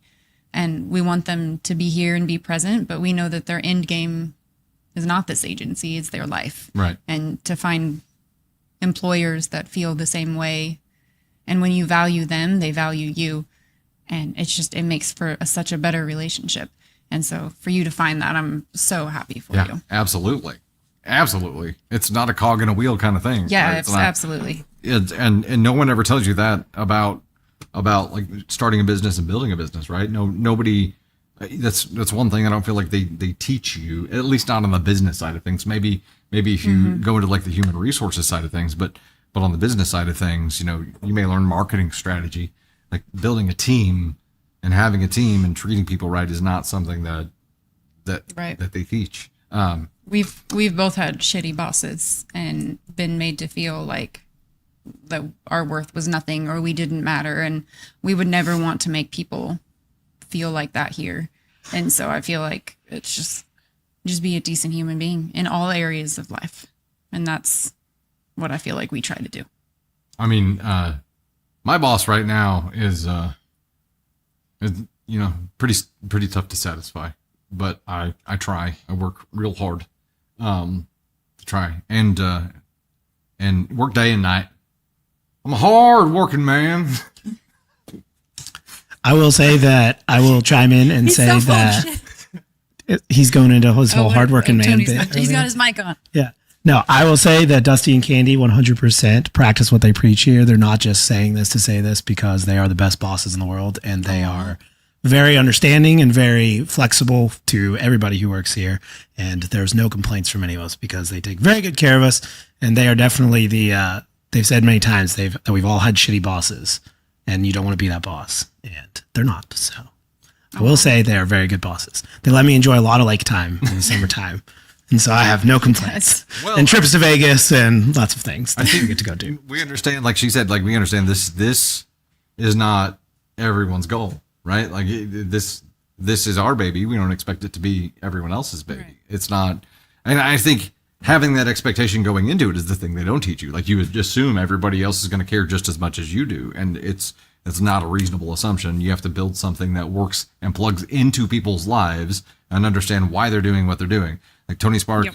Tony Spark doesn't come to work every day for Storm because he loves Storm, right? Like knowing what Tony's loves and passions are and why he's working is really important. He's working for the lake. Clearly, It's true. He's working for the lake and to replace his lost watch. Yeah, he's got to replace his watch. I gotta replace the. Hey, Nancy dropped the firework for the 3K jewels. Angel dropped the trophy cake for 1K jewels. There's also a whole bunch over on the TikTok side, and I Y'all wish I are could see. amazing. I wish I could see this better to be able to see like the names of the gifts and everything. Miss Helene dropping something crazy looking here. Thank you so much. Great Dragon Fox Gaming with the fireworks there too. Hell yeah, you guys are going bonkers, absolutely bonkers. Oh, and thank you so much. They did say it was Beth Bars. Was that right? Beth was with the thank you. Interstellar. Thank you very much. Beth, I got a video to send you, Beth. Let me go back here and make sure I know what all. Okay. Yeah. We'll get you a personal video message, Beth. And we are going to end up, it looks like, ranked number 2 in our league today with a new record Thank for you. what we've gotten in a live. What you New guys have done. frickin' So record. you guys are fantastic. You guys have knocked it out of the park. Hey, Doodles Dragon, you know what? I'm going to go fire mode here and take us out with this. Beth Bars also. Hold on. Interstellar. Absolutely. Somebody. Beth Bar. You rock. Thank you so much. And I'm going to leave us on this scene. Great Dragon Fox with the friggin' fireworks just going ape shit here. Doodles Dragon, Cindy Lou.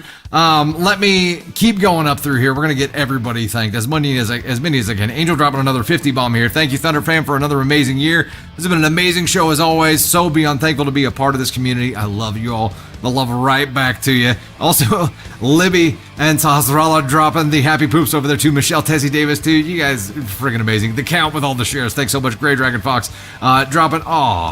Look at that adorable. I can't see. Amber loves raccoons. Dropping the 5. You helped me through hard times. The stress with my mom being sick is overwhelming. You are helping me keep it together. Love you guys. Thank you so much. Beyond dropping a 20 bomb.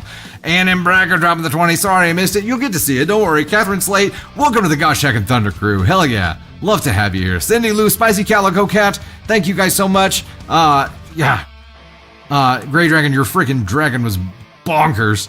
And Beth, again, with the Interstellar, just absolutely ape shit. You guys knocked it out of the park today. The Count, dropping gifts over there too. Aunt Sue, Shep, thank you so much.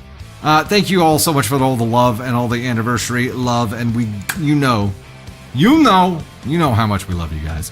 It has been a blast today. Rael, thank you so much. It's been an absolute blast. Yeah. Let me jump over to here so we can give And final Catherine. thoughts. Welcome. Catherine, What a welcome great to the day to Gosh Check and join. Thunder crew. Hell yeah. That's awesome. And Miss HH, it's not fair that Candy can make that wrinkled helmet look good. I just happened to be scrolled back up that far and saw it. That is absolutely Y'all- on point. Because you all know what it looks like on me. And it just makes my Hey. head look. Crystal's here. Hey, the Invisible Woman. Have Tony share my later too. And Crystal, I read your note that you sent, and seriously, thank you so very much for saying that. It really meant something to me. And Ava just got an Alexander Hamilton book, and I put one of the bookmarks in it. So There you go. thank you so very much. Perfect. Beyond another 20 bomb there. Thank you guys so much. It has been an absolute blast. 3 fucking years. 3 fucking years. We did it. High five. 3 fucking years. 3 fucking years. There we go. All right. We'll see you guys. We will see you guys Sunday night for the normal Sunday night stream. Next year is going to be 4 fucking years. It'll be 4 fucking years, 4 fucking hours. We'll increase it by 1 hour. Until we get to 24, and then we're done. And then we'll start going backwards. And like year 25, it'll be a 23-hour stream. We'll start working ourselves Benjamin backwards. Button that shit. Yes, we'll Benjamin Button that shit. All right. Thank you so much, guys. It's always a blast. All the love. Thanks for hanging out and sticking it out with us, even though through technical issues, which sometimes happen. I get a little overzealous. All right. We'll see you guys next time. Thanks Thank you again. all.